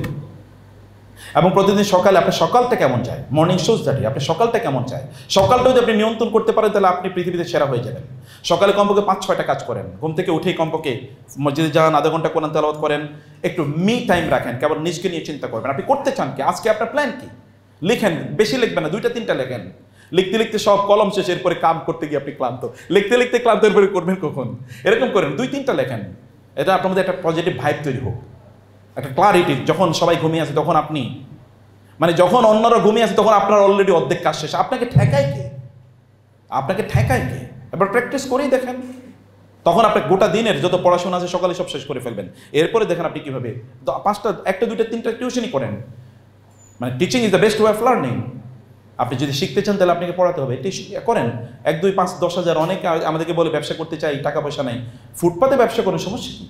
যারা বড় হয়েছে তারা ফুটপাত থেকে বড় হয়েছে, অনেক হাজার কোটি টাকা নিয়ে নেমেছে, এরকম কোনোদিন হয় নাই। এরা কোনোদিন কিছুই করতে পারে না, ছোটো থেকে বড় হয়। স্মল, বিশাল বড় গাছ তৈরি হয় কিন্তু ছোট অঙ্কুর থেকে, ছোট বীজ থেকে। বড় গাছের ডাল যদি কোথাও এনে কেটে লাগিয়ে দেওয়া হয় তাহলে কিছুই হয় না। ছোটো থেকে শুরু করেন, এখন থেকে শুরু করেন। এখন থেকেই আপনি আপনার নিজকে নিয়ে প্ল্যান করেন এবং নিজকে নিয়ে আপনি পরিকল্পনা করেন। এই কারণে সকালটাকে আপনি ম্যানেজ করেন, মর্নিংটাকে ম্যানেজ করেন, মর্নিংটাকে সুন্দর করে পরিচালনা করেন। ড্রিম হাই, অনেক বড় স্বপ্ন। এবং যেটি আমরা সর্বশেষ যে কথা বলছিলাম, যে আপনাদের হেলথ, আপনাদের স্বাস্থ্যটাকে সুস্থ রাখেন। স্বাস্থ্য সুস্থ রাখতে হলে ভালো করে শুনুন, আর্লি ঘুমিয়ে পড়বেন, আর্লি টু রাইজ অ্যান্ড। ছোটোবেলায় কেবল পরীক্ষায় লেখার জন্য পড়ছেন, আসলে বোঝার জন্যই পড়ি না আমরা। Early to bed and early to rise makes them healthy wealthy and wise. তো আপনি হেলদি ওয়েলদি ওয়াইজ কীভাবে হবেন? যদি আপনি ঘুমাইতে যান, যদি আপনি 3টায় 2টা, এই জাতি ধ্বংস হয়ে যাচ্ছে কেবলমাত্র তাদের রাতটাকে প্রপারলি ম্যানেজ করতে পারে না, কেবল রাতটা তারা প্রপারলি ম্যানেজ করতে পারে না। এ কারণে গোটা জাতি ধ্বংস হয়ে যাচ্ছে। আপনি যদি আপনার নিজকে ধ্বংস করে দিতে চান তাহলে দেরিতে ঘুমাতে যাবেন, আর যদি আপনি নিজকে রক্ষা করতে চান তাহলে আর্লি ঘুমিয়ে যান, আর্লি ঘুম থেকে উঠেন। আর্লি বার্ডস ক্যাচ দি ওয়ার্মস বলা হয় না, যেই বার্ডগুলো, যেই পাখিগুলো সকালবেলা নেট থেকে বের হয়, ওরাই কি খাবার পায়, আর কেউ খাবার পায় না। অলরেডি রিজিক ইজ ডিস্ট্রিবিউটেড, আপনার কোনো শেয়ারই নাই ওখানে। যখন আপনি অলরেডি মার্কেটে গেছেন তখন শেয়ারই নেই। অলরেডি মার্কেটে গেছেন তখন আপনার শেয়ার নেই। একটা কিচ্ছা বলি শেষ করে দিই এই গল্পটা, এই ঘটনাটা, এই আজকের আলোচনা। সেটা হচ্ছে, আপনারা আলবাইক খাইছেন কিনা, কোন আলবাইক শুনেছেন কিনা? আচ্ছা, আলবাইক না শুনে থাকলে আস্তাগফিরুল্লাহ পড়ে যাবে, আস্তাগফিরুল্লাহ আস্তাগফিরুল্লাহ। যাই হোক, আলবাইক হলো ওটা KFC অথবা ম্যাকডোনাল্ডসের বিকল্প, পৃথিবীর সবচেয়ে ভাইব্রেন্ট বিকল্প। সৌদি আরবে ম্যাকডোনাল্ডসের লোকেরা মাছি মারে, আর আলবাইকে সেখানে হয়তো 300 লোক এখনো লাইনে আছে খাবার নেওয়ার জন্য। বুঝতে পেরেছেন? আলবাইক যিনি বানাইছেন, ওই ভদ্রলোক 1975-এ আলবাইক বানিয়েছেন জেদ্দায়, এই যে মানে ফ্রাইড চিকেনের এই কনসেপ্ট। 1-2 বছর, 3-4 বছর তিনি ভালো করেন, তারপর তিনি মারা গেছেন। তার ছেলেরা এবার এসে হাল ধরলেন। হাল ধরার পরে এখন আলবাইকের প্রায় 80টি দেশে তাদের আউটলেট আছে, বিভিন্ন ধরনের ব্যবসা। এবং সৌদি আরবে অন্য কেউ দাঁড়াইতেই পারে না। আপনি যে মক্কায় দেখেন ওই যে টাওয়ার, যেটা ক্লক টাওয়ারের পেছনে, এখানে আছে ম্যাকডোনাল্ডসের বিশাল বড়, মানে পূর্ব পাশে বিশাল বড় ম্যাকডোনাল্ডসের মানে আউটলেট, আর তার সামনে হচ্ছে আলবাইকের ছোট্ট একটা আউটলেট। বুঝতে পেরেছেন? ম্যাকডোনাল্ডসের এখানে অধিকাংশ সময় লোক থাকে না, আর যদি থাকে তাহলে একজন। আর আলবাইকে অলরেডি 200-300 লাইনে দাঁড়ায় আছে খাবার নেওয়ার জন্য। সিক্রেট কি? What is the secret? এই লোক তিনি যখন এটা, তার ছেলেরা যখন এটা আবার নতুন করে শুরু করলেন, ছেলে বলে বাবার ফিলোসফি কি ছিল? বাবার ফিলোসফি হলো এরকম যে, বাবা চিন্তা করেছেন আমি এটা মানুষকে ভালো খাবার দেবো, মানুষের জন্য কাজ করব, আমি নিজে ইনকাম করব, জনকল্যাণের জন্য আমি কাজ করব, আর যা ইনকাম করি প্রত্যেকটা প্যাকেট যখন আমি আলবাইকের একটা প্যাকেট বিক্রি করব, তা থেকে 1 রিয়াল আমি মানুষের জন্য দান, সাদাকা, পিওর সাদাকা, এটা আমি করব। পিওর সাদাকা, এইটাই তাদের কনসেপ্ট। এরপরে দেখেন পৃথিবী কেমন চেঞ্জ হয়ে গেছে, পরিবর্তিত হয়ে গেছে। আলবাইকের সামনে অনেকে এরকম মানে ভয় এরকম কাঁপতে থাকে। মানুষের জন্য করার জন্য আপনি উদ্যোগী হন, মানুষের জন্য করার জন্য আপনার উদ্যোগী হন। দুনিয়া ইনশাআল্লাহ আপনাদের পায়ের কাছে এসে পড়বে ইনশাআল্লাহ। নামাজ, ঈমান এবং দিনে আমল সংক্রান্ত প্রশ্ন। নামাজে ঠিকমতো রুকু সেজদা করার ব্যাপারে অনেকে উদাসীন এ বিষয়ে। হ্যাঁ, মার্কিং করা ওগুলো হয়ে গেছে না। আচ্ছা, শীঘ্রই আল্লাহ সন্তুষ্টি সহকারে মৃত্যু কামনা করা যায় কি না? হ্যাঁ, রাসূলুল্লাহ সাল্লাল্লাহু আলাইহি ওয়াসাল্লাম আল্লাহকে দোয়া করতেন এভাবে, আল্লাহুম্মা জাআলিল হায়াতা জিয়াদাতান লি ফি কুল্লি খায়র ওয়াল মাউতা রাহাতান লি মিন কুল্লি শার। হে আল্লাহ, আমি যদি বেঁচে থাকি তাহলে আমি যেন কল্যাণকর কাজ করি, আর আমি যদি মারা যাই তাহলে মৃত্যুটাই যেন আমার জন্য কল্যাণকর হয়। আল্লাহুম্মা, হে আল্লাহ, আহিনি মা কানাতিল হায়াতু খায়রুন লি। এভাবে তিনি দোয়া করতেন, এবং এটা সহি দোয়া। এইভাবেই বলতেন তিনি যে, আল্লাহ, যতদিন জীবন আমার জন্য কল্যাণকর ততদিন আপনি আমাকে বাঁচিয়ে রাখুন, আর যেই দিন মৃত্যু আমার জন্য কল্যাণকর হবে সেই দিন আপনি আমাকে মৃত্যু দিন। ঠিক এভাবে বলতে পারেন। আদারওয়াইজ কেউ মৃত্যু কামনা করতে পারে না। বুঝতে পেরেছেন? কেউ মৃত্যু কামনা করতে পারে না। মৃত্যু, আত্মহত্যা, এটা মানুষ করে কিভাবে আমি ভাবতেও পারি না করে কিভাবে লোকের আত্মহত্যা। আপনার ফ্রাস্ট্রেশনে ভোগেন কিভাবে আমি চিন্তাও করতে পারি না। আমি জানি না, স্যাররা আরো ভালো বলতে পারবেন। বাংলাদেশে এই যে অ্যাংজাইটি, ফ্রাস্ট্রেশন, এই জাতীয় শব্দ কবে থেকে আইছে আমি জানি না, এগুলো শুনছি রিসেন্টলি। আবার অ্যাংজাইটি, ফ্রাস্ট্রেশন কি? এগুলো কোনো কিছুই নেই। অতএব এগুলো থেকে মৃত্যু কামনা করা এটা উচিতই না কোনোভাবে। হ্যাঁ, ওই যেভাবে বলেছি, আল্লাহ, মৃত্যু যদি আমার জন্য কল্যাণকর হয় তাহলে মৃত্যু দাও, জীবন যদি কল্যাণ করে তাহলে এভাবে বলা যায়। আমি দিন থেকে দূরে সরে যাচ্ছি কিনা কীভাবে বুঝতে পারবো? আপনি দিন থেকে দূরে সরে যাচ্ছেন কিনা এটা বোঝার জন্য দুটো উপায় বলে দিই। 1 নম্বর উপায় হলো আপনি ইবাদতের স্বাদ পাচ্ছেন কিনা। যদি ইবাদতের স্বাদ না পান তাহলে বুঝবেন দিন থেকে সরে যাচ্ছেন। 2 নম্বর হচ্ছে আপনার আশপাশে বন্ধু বান্ধব কারা। ভালো বন্ধু জোটান, অন্যদিকে ভালো বন্ধু যারা তাদেরকে খুঁজে খুঁজে বের করুন। বলবেন যে ভালো বন্ধু পাবো কোথায়? মসজিদে যাবেন। বুঝেন না এই কথা? ভালো বন্ধু কোথায় পাবেন? মসজিদে কি সবচেয়ে খারাপ লোকেরা যায় না সবচেয়ে ভালো লোকেরা যায়? আপনার কি মানে আওয়াজে কোনো প্রবলেম আছে নাকি? যশোরের লোকেরা তো সবচেয়ে সুন্দর ভাষায় কথা বলে। আমার অনেক কলিগ আছে যারা ইউনিভার্সিটিতে, যশোর থেকে। তো আপনাদের তো communication skill is very important. কথা বলতে পারা খুবই গুরুত্বপূর্ণ। নবীরা সবচেয়ে সুন্দর করে কথা বলতে পারতেন। পৃথিবীতে যারা শ্রেষ্ঠ তারা সুন্দর করে কথা বলতে পারে। আপনার স্যারদের মধ্যে তারাই শ্রেষ্ঠ যারা সুন্দর করে কথা বলতে পারে। সুন্দর করে কথা বলতে পারে একটা যোগ্যতা, এটা লাইফ লং এক্সপেরিয়েন্স। এটাকে এই স্কিলটা অর্জন করা লাগবে। সুন্দর করে কথা বলা, আয়নার সামনে দাঁড়িয়ে কথা বলুন। আপনি কীভাবে আপনার কনসেপ্ট মানুষকে বোঝাবেন যদি আপনি ভালো ব্যবসা করবেন কীভাবে যদি আপনি কথা না বলতে পারেন? কথা বলতে শেখা ইজ ভেরি ইম্পর্টেন্ট, তাই না? কথা বলতে শেখা, কথা বলতে হবে। আপনি সবচেয়ে ভালো মানুষরা যায় মসজিদে, অতএব মসজিদে গিয়ে খোঁজেন যে আপনি ভালো বন্ধু এখানে পাবেন। ওই যে এক লোক তার মেয়ের বিয়ে দেওয়ার জন্য কি করেছে? ভালো মানুষ খুঁজতেছে, কেউ তারা বলছে মসজিদে গেলে পাবেন। এখন এক চোর সারা রাত চুরি করে তারপরে ফজরের সময় গেছে মসজিদে নামাজ পড়তে। এই চিন্তা করলো, আরে ইয়াং ম্যান ভালো পাইছি, ওর কাছে মেয়ে বিয়ে দিয়ে দিই, তারপরে বিয়ে দিয়ে দিয়েছে। এখন ও নামাজের কারণে ও আর চুরি করবে কেন? তো চুরি যে কারণে করতে অলরেডি রাজত্ব পেয়ে গেছে, চুরি করবে কেন? বুঝতে পেরেছেন? ছেলে আর মেয়েদের নামাজের পদ্ধতি কি আলাদা? হ্যাঁ, ছেলে এবং মেয়েদের নামাজের পদ্ধতি আলাদা। কিরকম? যেমন ছেলেরা আজান দেয়, মেয়েরা আজান দেয় না। যেমন ছেলেরা ইমামতি করে, মেয়েরা ইমামতি করে না, নাকি? বুঝেন নেই? যেমন ছেলেরা ইমামতি করে, মেয়েরা ইমামতি করে না। যেমন ছেলেরা একেবারে সামনের কাতারে গিয়ে থাকবে, মেয়েরা সবার পেছনে কাতারে থাকবে, তাহলে তো আলাদাই। কিন্তু যদি পদ্ধতিগত কোনো আলাদার কথা বলেন, তাহলে কোনো এবাদতই নারী এবং পুরুষ ভেদে আলাদা হয় না। কোনো এবাদতে আলাদা হয় না। রোজও আলাদা হয় না, জাকাতও আলাদা হয় না, হজও আলাদা হয় না, কোরআন তেলাওয়াতও আলাদা হয় না, কিছুই আলাদা হয় না। অতএব পদ্ধতি সেম। কিন্তু নারী হওয়ার কারণে তাদের শারীরিক কিছু আড়ষ্টতা আছে। নারীরা নারী হওয়ার কারণে শারীরিক কিছু আড়ষ্টতা আছে। যেমন নারী একটু জড়ো হয়ে দাঁড়ায়, এটা হতেই পারে শারীরিক, এটা তারা এইভাবেই দাঁড়ায় সাধারণত, তো ফলে সেটা করতে পারে। কিন্তু নারীরা একেবারে জব্রথব্র হয়ে তারপরে তারা রুকু সেজদা দেবে, তাহলে তাদের নামাজই হবে না। যেমন কোনো নারী তিনি যদি এমনভাবে এই যে মানে যখন তিনি সেজদা দিতে গিয়েছেন একেবারে মাটির সাথে লেপ্টে গিয়েছেন, তাহলে তার নামাজই হবে না, আবার নামাজ পড়তে হবে। যদি এখানে ডিফারেন্ট স্কুল অফ থট আছে, ভিন্ন মতো আছে, কিন্তু আমি যতটুকু দিন বুঝেছি এবং কোরআন হাদিস পড়েছি এটাই আমি বুঝেছি। কীভাবে আমি আমার ঈমান ফিরে পাবো? যখন আমি ভালোবাসা নামক ব্যভিচারের সাথে জড়িত, আর্থিক সামর্থ্য নিয়ে বিয়ে করা, কিন্তু আমি তওবা করে আল্লাহর পথে ফিরতে চাই। সুবহানাল্লাহ, আই অ্যাপ্রিশিয়েট ইট। আপনারা একজন ইউসুফের মতো হতে পারেন না? আলাইহিস সালাম, ইউসুফ আলাইহিস সালাম তার চোখ হেফাজত করেছেন। কি করেছেন? শুধু চোখ হেফাজত করেছেন। পুরুষটা ভালো করে শুনুন, ইয়াং ম্যান, ইউসুফ যিনি এমন একটা ঘরের বন্দি, ওইখানে কেউ নাই, এমন একটা ঘরে চারিদিকে দরজা বন্ধ, এবং উনি কি সবচেয়ে সুন্দরী, শুধু সুন্দরী না, উনি সবচেয়ে প্রভাবশালী নারী ওইখানকার, কোয়েন, তাই না? তো এইরকম একজন নারী তাকে ডেকেছে, তিনি কেবল চোখ হেফাজত করেছেন। আল্লাহ সুবহানাহু ওয়া তাআলা তাকে মিশরের রাজা বানিয়ে দিয়েছেন, সম্রাট বানিয়ে দিয়েছেন। আপনি সম্রাট হতে হলে চোখটাকে নিয়ন্ত্রণ করেন। চোখকে নিয়ন্ত্রণ করলে সব সমাধান হয়ে যাবে ইনশাআল্লাহ। নিচের দিকে তাকিয়ে থাকেন, চোখকে নিয়ন্ত্রণ করেন, আর রোজা রাখবেন ইনশাআল্লাহ। এবং যেটা বলেছি, আর তথাকথিত ভালোবাসা কি বিয়ের আগে না পরে? পরে। ভালোবাসা বিয়ের পরে। বিয়ের আগে যারা ভালোবাসার নামক এই ব্যভিচারের দিকে আগায়, তাদের বিয়ের পরে তাদের সংসারে ভালোবাসা নামক কোনো জিনিস থাকে না, তখন ওটা জানালা দিয়ে পালায়। বুঝতে পেরেছেন? যদি চান ভালোবাসা, তাহলে বিয়ের পরের জন্য এটাকে নিবদ্ধ করে রাখুন। 2 নম্বর, যারা বিয়ের আগে এই তথাকথিত ভালোবাসার নামে এই ব্যভিচারে যারা লিপ্ত, তারা মূলত তার পরবর্তী জীবন পার্টনারের সাথে তিনি কি করছেন? প্রতারণা করছেন, ধোঁকা করছেন। প্রতারণা এবং ধোঁকা করছেন। এক ব্যক্তি আমাদেরকে, আপনারা অবশ্য বয়স হয়ে গেছে, আপনাদেরকে বলা উচিত অবশ্য মনে করি, বলে, স্যার আমি তো যখন আমার ওয়াইফের সাথে যখন আমি আলাদা রুমে যাই, তখন আমার ওই মহিলার কথা মনে না পড়লে আর আমার ভালোই লাগে না। মানে ওনার কথা মনে কইরা তারপরে আমার ওয়াইফের আমি ওইরকম মনে করি তারপরে আমার ওয়াইফের কাছে আমি যাই।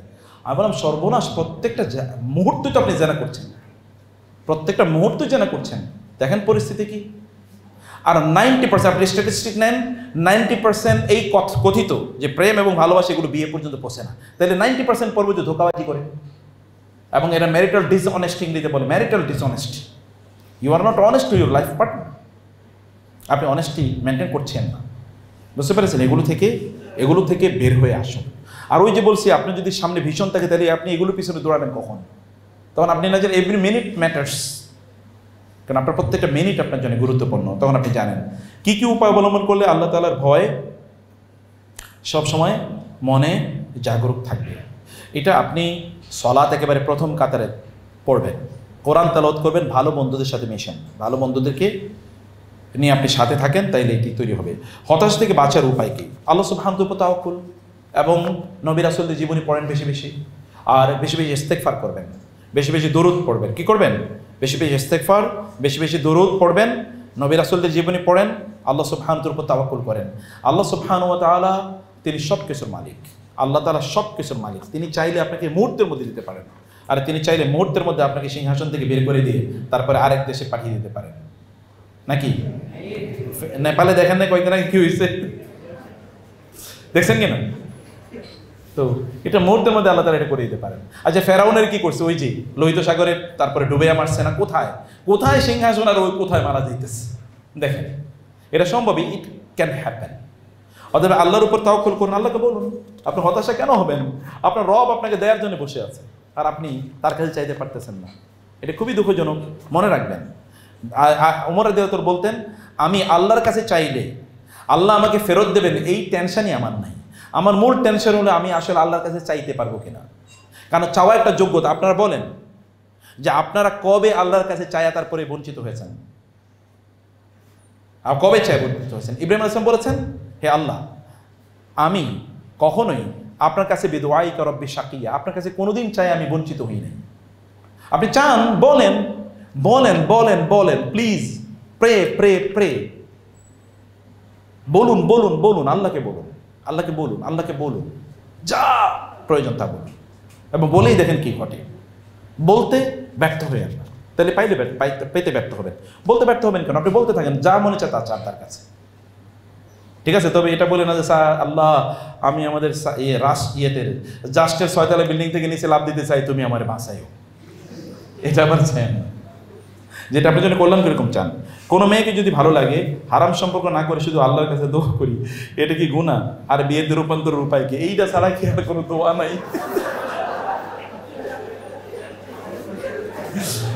দোয়ার আইটেম একটা খুঁজে পাইছে অনেকদিন পরে।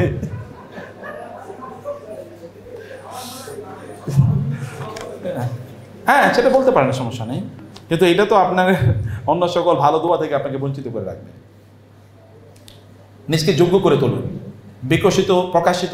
বিকশিত হওয়ার আগে প্রকাশিত হইয়েন না। কি বলছি বলেন তো? বিকশিত হওয়ার আগে প্রকাশিত হওয়ার চেষ্টা করেন না, আগে বিকশিত হন, আগে যোগ্যতা অর্জন করেন। যোগ্যতা অর্জন করুন। ওই যে বলছি রাসূল সাল্লাল্লাহু আলাইহি ওয়াসাল্লামের মতো, তখন খাদিজার আপনাকে প্রস্তাব করবে, আপনার প্রস্তাব করা লাগবে না, খাদিজার আপনাকে প্রস্তাব করে। আপনি সেরকম হন, আপনার সাবজেক্টে আপনার ব্যাচের সবচেয়ে ব্রিলিয়েন্ট আপনি হয়ে যান না, 1 বছরের প্রজেক্ট হাতে নেন, এরপরে দেখেন আপনাকে তখন এসে তারাই প্রপোজ করবে। তারা প্রপোজ করা এটা জায়েজ কিনা আমি সে কথা বলছি না, আমি বলছি যে আপনি কেন সেখানে তাদের পেছনে করবেন, তারা কেন আপনার পেছনে করবে, দরকার নেই। এটা এখনকার সময়টা, যে কাজ সেই কাজে আপনি যান। ম্যারেজ ডিউরিং স্টুডেন্ট লাইফ ইসলামী দৃষ্টিভঙ্গি খুবই ভালো, খুবই ভালো। আপনি যদি ছাত্রী অবস্থায় যদি আপনি বিয়ে করেন তো ভালো। যেমন আমাদের এখানে বোনদের মাঝে দিনী দাওয়াতি কাজ কে করবে? অতএব আপনাদের বউরা করবে, বিয়ে করবেন, সমস্যা কি? বুঝতে পেরেছেন? বিয়ে করে তো মানে হারাম কোনো কিছু না, তবে পালায়া যায় বিয়ে করেন না, তাইলে আপনাদের ছেলেমেয়েরাও পরে পালায়া যায় বিয়ে করবে। বুঝতে পেরেছেন? পালায়া, এটা লিগা আছে, আপনি যা করবেন আপনার পোলা পায় না তা করবে পরবর্তীতে। অতএব আপনি পালিয়ে যায় বিয়ে করার প্রয়োজন নেই। আপনারা প্রপোজাল করেন, স্যারদের কাছে এসে বলবেন, স্যার আমরা বিয়ে শাদী করতে চাই, আমাদের একটু ব্যবস্থা করে দেন, স্যাররা ব্যবস্থা করে দেবেন ইনশাআল্লাহ। সমাজসেবা মন্ত্রণালয়ের চাকরি কি হালাল? সমাজসেবা মন্ত্রণালয়ের সমস্যা কি? যদি হারাম, এটা কোনো মন্ত্রণালয়ের উপর নির্ভর করে না, এটা নির্ভর করে হচ্ছে ওই কাজটার নেচারের উপর। আরেকটা জিনিস, স্যার আমি এই জিনিসটাকে আমি মানে বুঝতে পারি না, আমাদের ছাত্ররা সব চাকরির পিছনে ঘুরে কেন? আচ্ছা আপনারা কি এন্টারপ্রেনিউর হতে পারেন না? চাকরি করে কয় টাকা বেতন পাবেন? চাকরি করে কয় টাকা বেতন পাবেন? আমি আপনাদেরকে বলি, আপনারা কেবলমাত্র যে কোনো একটা স্কিল, যেমন ধরেন আমাদের অনেক ভিডিও এডিটর লাগে, আপনি শুধু ভিডিও এডিটর হয়ে আসেন, আমরা 50,000 টাকা বেতন দেবো আপনাকে, সুপার লেভেলে, টপ লেভেলে 1 লাখ টাকা বেতন দেবো, বাংলাদেশের সবচেয়ে বড় ভিডিও এডিটর আপনি, আপনার ধারে কাছে কেউ নেই, আসেন স্কিলটা ডেভেলপ করে আসেন। আপনি কিছু নিজে একটা করেন, সব সময় একেবারে চাকরির পিছনে ঘুরবেন কেন? ঘটনা কি? পড়াশোনা কি চাকরি করার জন্য করে মানুষ? ইউনিভার্সিটির প্রফেসর হবে সেটা ভিন্ন কথা, আপনাদেরকে হেদায়েতের কথাবার্তা বলবে, কিন্তু আপনি কেবল চাকরির জন্য কেন পড়াশোনা করেন? পড়াশোনা চাকরির জন্য না, পড়াশোনা আপনি আলোকিত হওয়ার জন্য পড়ছেন, আপনি আলোকিত হওয়ার জন্য, যেন আপনি সত্যিকার অর্থে কোনটা ভালো কোনটা মন্দ এটা বুঝতে পারেন, কোনটা রাইট পথ কোনটা রং পথ, এটা যেন আপনি বুঝতে পারেন। অর্থাৎ কেবল চাকরির পিছনে ঘুরেন না প্লিজ। এখান থেকে যারা করছেন, আমি জানি যে ড্যাফোডিল ইউনিভার্সিটির কথা বলি, ড্যাফোডিল ইউনিভার্সিটির যিনি মালিক, ওনার এখন 42টা কনসার্ন, ইউনিভার্সিটিতে 35,000 স্টুডেন্ট, 35,000 স্টুডেন্টস। উনি জাহাঙ্গীরনগর বিশ্ববিদ্যালয়ের ছাত্র, ওই সময় উনি তখন লিখেছেন আমি কি হতে চাই ভবিষ্যতে। এখন ওই যে ছক এঁকেছেন, এখন সেই ছক অনুসারে তিনি চলেন। উনি শুরু করেছেন হচ্ছে কম্পিউটার বিক্রি করতেন, কম্পিউটার দোকান, তখন এই কম্পিউটার দোকান থেকে শুরু করেছেন। এখন দেখেন কি, তার কম্পিউটার সায়েন্স ডিপার্টমেন্ট বাংলাদেশের সবচেয়ে বড় ডিপার্টমেন্ট। আপনি নিজে একটা এইম দেখেন, নিজে কিছু করেন, অন্য মানুষকে আপনি চাকরি দেবেন, এরকম একটা কাজ আয়োজন আপনি করেন। আইনজীবী লয়ার পেশা কি হালাল? এটা বাংলাদেশের না, গোটা পৃথিবীতে সবচেয়ে চ্যালেঞ্জিং একটা পেশা, যেখানে হালাল হওয়ার সম্ভাবনা খুবই কম। কারণ ধরেন আপনি কি একটা মিথ্যুকের জন্য আপনি দাঁড়িয়ে গেলেন কথা বলার জন্য, কোনো একটা ডাকাতের পক্ষে আপনি ওকালতি করলেন, অথবা ধরেন কোনো একটা ডাকাত মানে কোনো একজন মানে মানুষ হত্যাকারীর পক্ষে আপনি হয়তো দাঁড়িয়ে গেলেন, আবার সেখানে এমন কিছু ডকুমেন্ট তৈরি করেন এগুলো সব ফেক, এরকম একটা রিস্কি পেশা এখানে আছে। কিন্তু যদি আপনি মনে করেন যে না, উনি অপরাধী হলো, উনি যেন জাস্টিসটা পান, আমি এইটাই শুধুমাত্র করব, আমি একটু বাড়াবাড়ি করব না, তাইলে এটা তার জন্য জায়েজ আছে। তো এই জায়গাগুলোতে খুব প্রফেশনটাকে খুব আপনার ভালো করে প্রফেশনটা সিলেক্ট করা দরকার।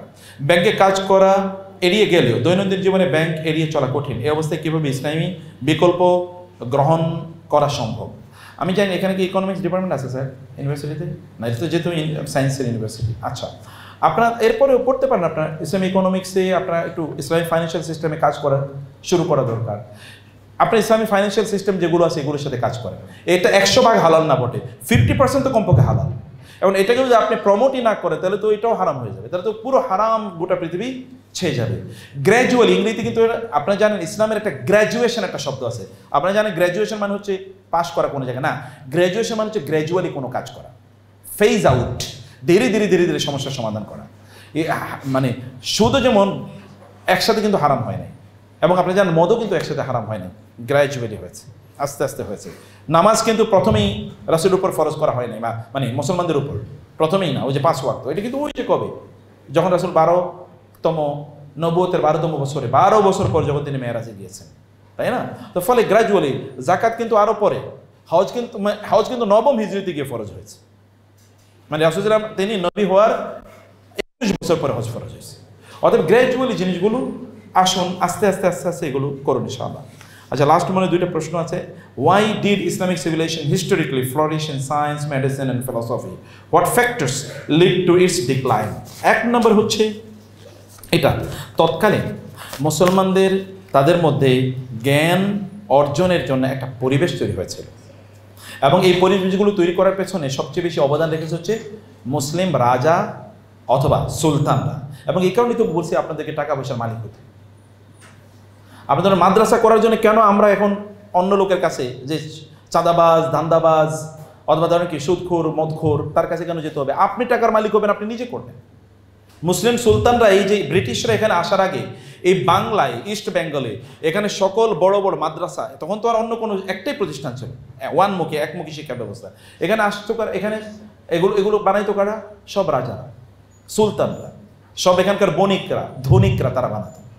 অথবা এইটা তখন ধনিকরা, আপনারা জানেন বাইতুল হিকমা, এবং আপনারা জানেন যে তৎকালীন যারা খলিফা ছিল এদের প্রত্যেকের তাদের রয়্যাল কোর্ট, মানে হচ্ছে তাদের প্রাসাদে, রাজপ্রাসাদ তো বলা যায় না কারণ তাদের রাজা ছিলেন না, খলিফাদের তাদের ওই যে মানে ইয়েতে তাদের অফিসিয়াল অ্যারেঞ্জমেন্টে সেখানে হাজার হাজার ইন্টেলেকচুয়াল সেখানে থাকতো।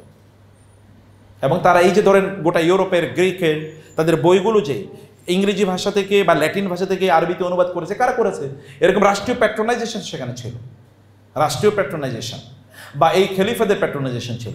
এটা তখন একটা কি হচ্ছে, একটা হচ্ছে আপনার এইজ অথবা Ira of science and technology, পৃথিবীর প্রথম সায়েন্টিফিক এরা বা টেকনোলজিক্যাল এরা তৈরি হচ্ছে এই কারণে। তো এখন মূলত এই কারণে এটি হয়েছে। আর 2 নম্বর হচ্ছে, যখন ইসলাম বলেছে তোমাদেরকে যে তোমরা আকাশের দিকে তাকাও, নক্ষত্রের দিকে তাকাও, সমুদ্রের দিকে তাকাও, পাহাড়ের দিকে তাকাও, এগুলো যখন ইসলাম বলেছে, কোরআন বলেছে, তখন মুসলমানদের মধ্যে জিল তৈরি হয়েছে।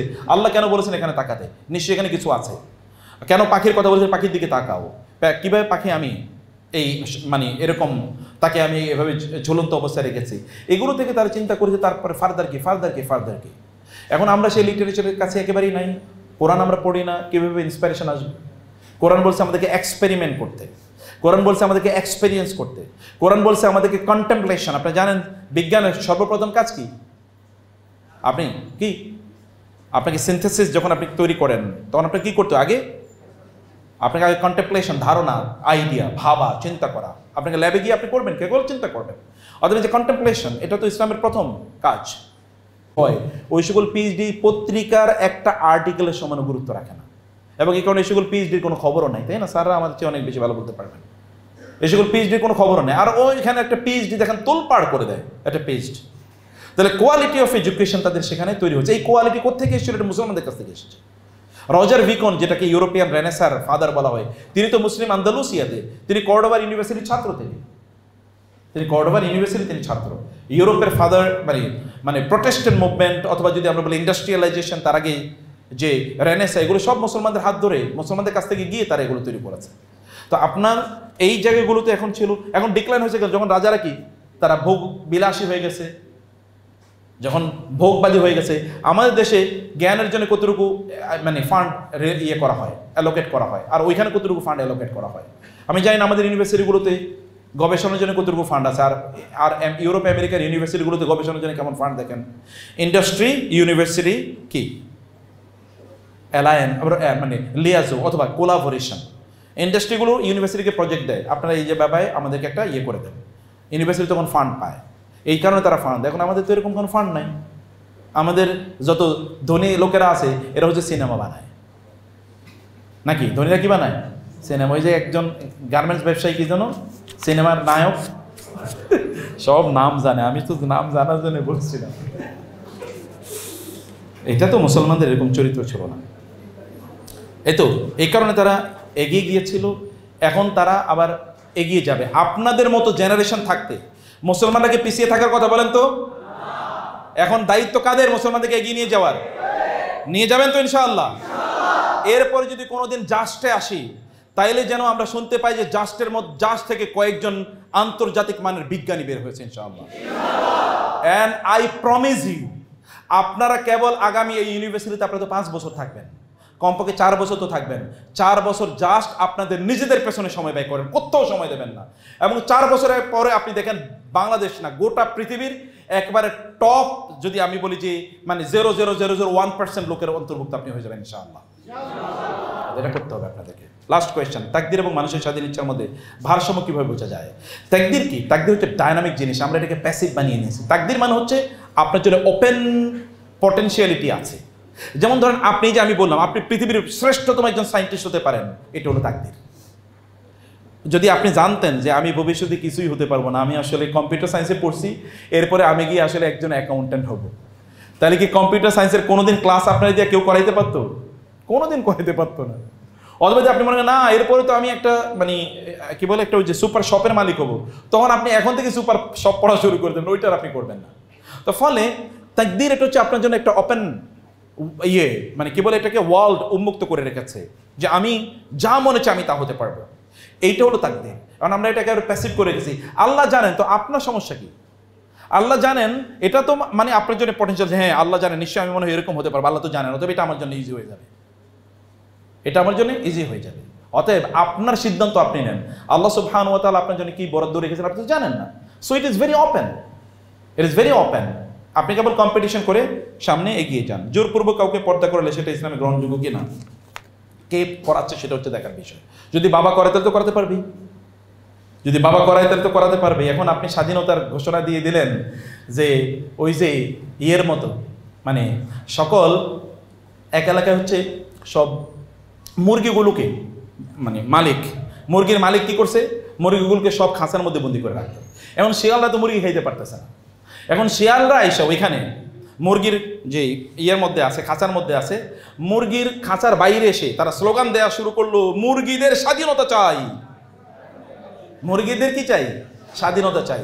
এখন মুরগিরা ভিতরে থেকে চিন্তা করলো, সর্বনাশ, এ তো আমাদের পক্ষে স্লোগান দিতেছে, তাহলে আমরা তো এদের পক্ষেই থাকা উচিত। এবার মুরগিরাও স্লোগান দিল, স্বাধীনতা চাই, স্বাধীনতা চাই। মালিক চিন্তা করলো, সর্বনাশ, ওইখান থেকে শিয়াল স্লোগান দেয়, এখান থেকে এরা স্লোগান দেয়, আমি তো দেখেছি বিপাকে পড়ে গেছি। এবার তিনি মুরগিদেরকে ছাড়িয়ে দিয়েছেন। তারপরে কি হয়েছে? তারপরে শিয়ালরা ওই মুরগিদেরকে খাইতেছে। এবার বেশি বেশি এই যারা কথিত নারীবাদী স্বাধীনতা চায়, এরা মূলত শিয়ালের গোষ্ঠী। এরা কিসের গোষ্ঠী? আর শিয়ালদের কাছে কি আমরা আমাদের বোনদেরকে ছেড়ে দিতে পারি? না। আমরা কাউকে বাধ্য করছি না, আমরা তাদেরকে এনকারেজ করছি। কিন্তু তিনি যদি আমার অধীনস্থ হন, যেমন আমার স্ত্রী, আমার মেয়ে, অথবা আমার ছোট বোন, আমি তাদেরকে বাধ্য করবই। আমি তার কল্যাণ দেখবো না? আমি তো তার কল্যাণ দেখে আমার দায়িত্ব, আমার দায়, এটা আমার দায়। আমি তাকে বুঝাবো, আমি তাকে বাধ্য করব। কারণ আল্লাহ রাসূলকে বলেন নাই তোমরা তোমাদের সন্তানদেরকে যখন তাদের বয়স তখন তাদেরকে 7 বছর বয়স তখন তাদেরকে কি করো? নামাজের জন্য আদেশ দাও। যখন তাদের বয়স 10 তখন নামাজের জন্য কি করো? শাসন করো। এটা আল্লাহ রাসূল বলেছেন সাল্লাল্লাহু আলাইহি ওয়াসাল্লাম। Thank you. আমি মনে হয় অনেক লম্বা সময় নিয়ে নিয়েছি না? অলমোস্ট স্যার, আপনাদেরকে অনেক ধন্যবাদ, অনেক কৃতজ্ঞতা। ইট ওয়াজ a wonderful session for me and I have been elevated and profusely honored by your invitation. আমি আল্লাহ তাআলার কাছে কৃতজ্ঞতা আদায় করি যে আপনারা আমাদেরকে দাওয়াত দিয়েছেন। স্যারের প্রতি আমার কৃতজ্ঞতা অনেক বেশি sir. I know that you are loving Islam, মাশাআল্লাহ। আল্লাহ সুবহানাহু ওয়া তাআলা আপনার সম্মান এবং মর্যাদা এবং অন্য স্যারদের সম্মান এবং মর্যাদা অনেকের সম্মান মর্যাদা বাড়িয়ে দেন। ইউনিভার্সিটির এরকম ভাইস চ্যান্সেলর পাওয়া কিন্তু আপনাদের জন্য একটা প্রিভিলেজ, আপনার জন্য একটা প্রিভিলেজ। স্যারের সাথে সময় দেবেন। স্যার যেটা বলেছে কষ্টের কথা, যে স্টুডেন্টরা তাদের মধ্যে কখনো কখনো ফাদারলি যেই আচরণ পাওয়া দরকার সেরকম পায় না, এটা খুবই কষ্টের বিষয়। আপনি মনে রাখবেন, আপনি যত মাইল্ড, কুল, কাম, তত আপনি সফল, তত আপনি উচ্ছৃঙ্খল হয়ে কেউ কিছু করতে পারে না, কেউ না। আই চ্যালেঞ্জ ইউ, উচ্ছৃঙ্খল হয়ে কিচ্ছু করতে পারবেন না। স্যাররা আপনাদেরকে দোয়া করুন। স্যারদের দৃষ্টিও কিন্তু অনেকের জীবন পরিবর্তন করে দিতে পারে। স্যারদের দৃষ্টি কি অনেকের জীবন পরিবর্তন করে দিতে পারে। আমি একজন ওস্তাদের কাছে আমার মনে হয় যে 1-1.5 ঘন্টা পড়েছি। ও ওস্তাদ আমার জন্য দোয়া করেছে, আর বিলিভ মি, আমি আজকে আপনাদের সামনে দাঁড়িয়ে আছি কেবলমাত্র হতে পারে ওই ওস্তাদের দোয়ায়।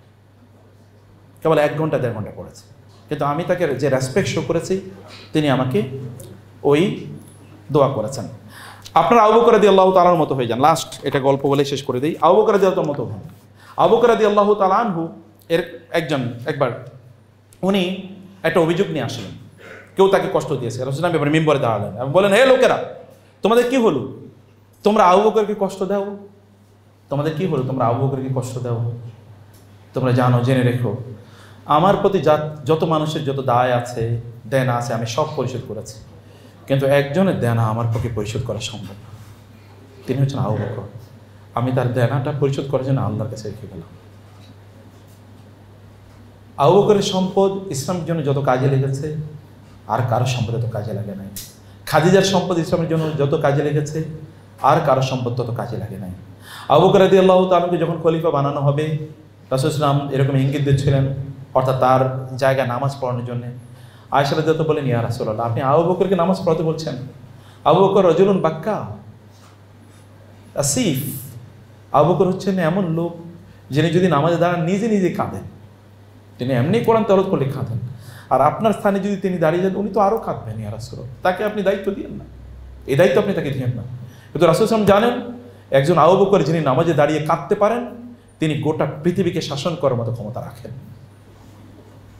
এবং রাসূলুল্লাহ সাল্লাল্লাহু আলাইহি ওয়াসাল্লাম তাকে দায়িত্ব দিলেন। And you know the rest of the histories. গোটা পৃথিবী যখন রিদ্দা, একদল লোক তারা মোরতাদ হয়ে যায়, আরেক দল লোক যাকাত দিতে অস্বীকার করে, আরেক দল লোক তারা তাদের নিজেকে নবী দাবি করে। আবু বকর রাদিয়াল্লাহু তাআলা পাহাড়ের মতো দাঁড়িয়ে গিয়েছেন। ওমরকে তিনি বললেন যুদ্ধ করবে এদের বিরুদ্ধে। ওমর বললেন, আল্লাহ রাসূল তো এরকম যুদ্ধের অনুমতি দেন না, আপনি কেমনি যুদ্ধ করবেন? আবু বকর রাদিয়াল্লাহু তাআলা ওমরকে লক্ষ্য করে বলেন, ওমর, জব্বারুন ফিল জাহিলিয়াতি খাওয়ানুন ফিল ইসলাম। আপনি না জাহেলি যুগের বাদ, ইসলাম এসে আপনি এরকম ভেজা বেড়ার মতো কেন হয়ে যাচ্ছেন? মনে রাখবেন ওমর, আয়ানকুসুদ্দিন ওয়া আনা হাইয়ুন। আবু বকর বেঁচে থাকতে ইসলামের উপর কেউ একটা আঁচড় ফেলবে, এটা কখনো হতে পারে না, কখনো হতে পারে না। আবু বকর বেঁচে থাকবে ইসলামের উপর আঁচড় ফেলবে কেউ, এটা কখনো হতে পারে না। ওমর চলে গেলেন। কিছুক্ষণ পরে ফিরে এসে ওমর আবু বকরকে জড়িয়ে দিয়ে বলেন, ইয়া আবু বকর, আল্লাহি ইন্নী লাকাদ আলিমতু আন্নাল্লাহ ক্বাদ শারহা সাদরা আবি বকর লিল কিতাল। আবু বকর, আমি বুঝতে পেরেছি আপনি সত্যের উপর আছেন। আল্লাহ আপনার অন্তরটাকে যুদ্ধের জন্য প্রস্তুত করে রেখেছেন। আমি আপনার পক্ষে আছি, আপনি যা করতে চান ইউ ক্যান ডু। আপনাদেরকে আবু বকর হতে হবে স্পিরিচুয়ালি একদিকে, অন্যদিকে হচ্ছে বিল গেটস। অন্যদিকে কি? Bill Gates. নিজেকে এরকম বিল গেটস বানান। আপনার তাইলে কি হবেন? আপনার বিল গেটস, আপনার দিনদার বিল গেটস হয়ে যান। কিন্তু আমাদের ভাইদের তো অবস্থা হলো যে তারা কি, তারা হচ্ছে হিজাবি ঐশ্বরিয়া রায় চায়, আর আমাদের বোনেরা কি চায়? তারা একজন দাড়িওয়ালা বিল গেটস চায়। এরকম একটা অবস্থা। তো আপনি হিজাবি ঐশ্বরিয়া রায় হয়ে যান আর দাড়িওয়ালা বিল গেটস হয়ে যান, তাই তো হয়ে গেল। তাইলে তো উভয় পক্ষের সমস্যার সমাধান হয়ে গেছে নাকি? ইনশাআল্লাহ। বারাকাল্লাহ ফিকুম। হাযা ওয়া সাল্লাল্লাহু সুবহানাহু ওয়া তাআলা নাবিয়ানা মুহাম্মদ ওয়া আলিহি ওয়া সাহবিহি আজমাইন সুবহানাকাল্লাহুম্মা ওয়া বিহামদিক আশহাদু আল লা ইলাহা ইল্লা আনতা আস্তাগফিরুকা ওয়া আতুবু ইলাইক ওয়া আসসালামু আলাইকুম ওয়া রাহমাতুল্লাহি ওয়া বারাকাতুহু।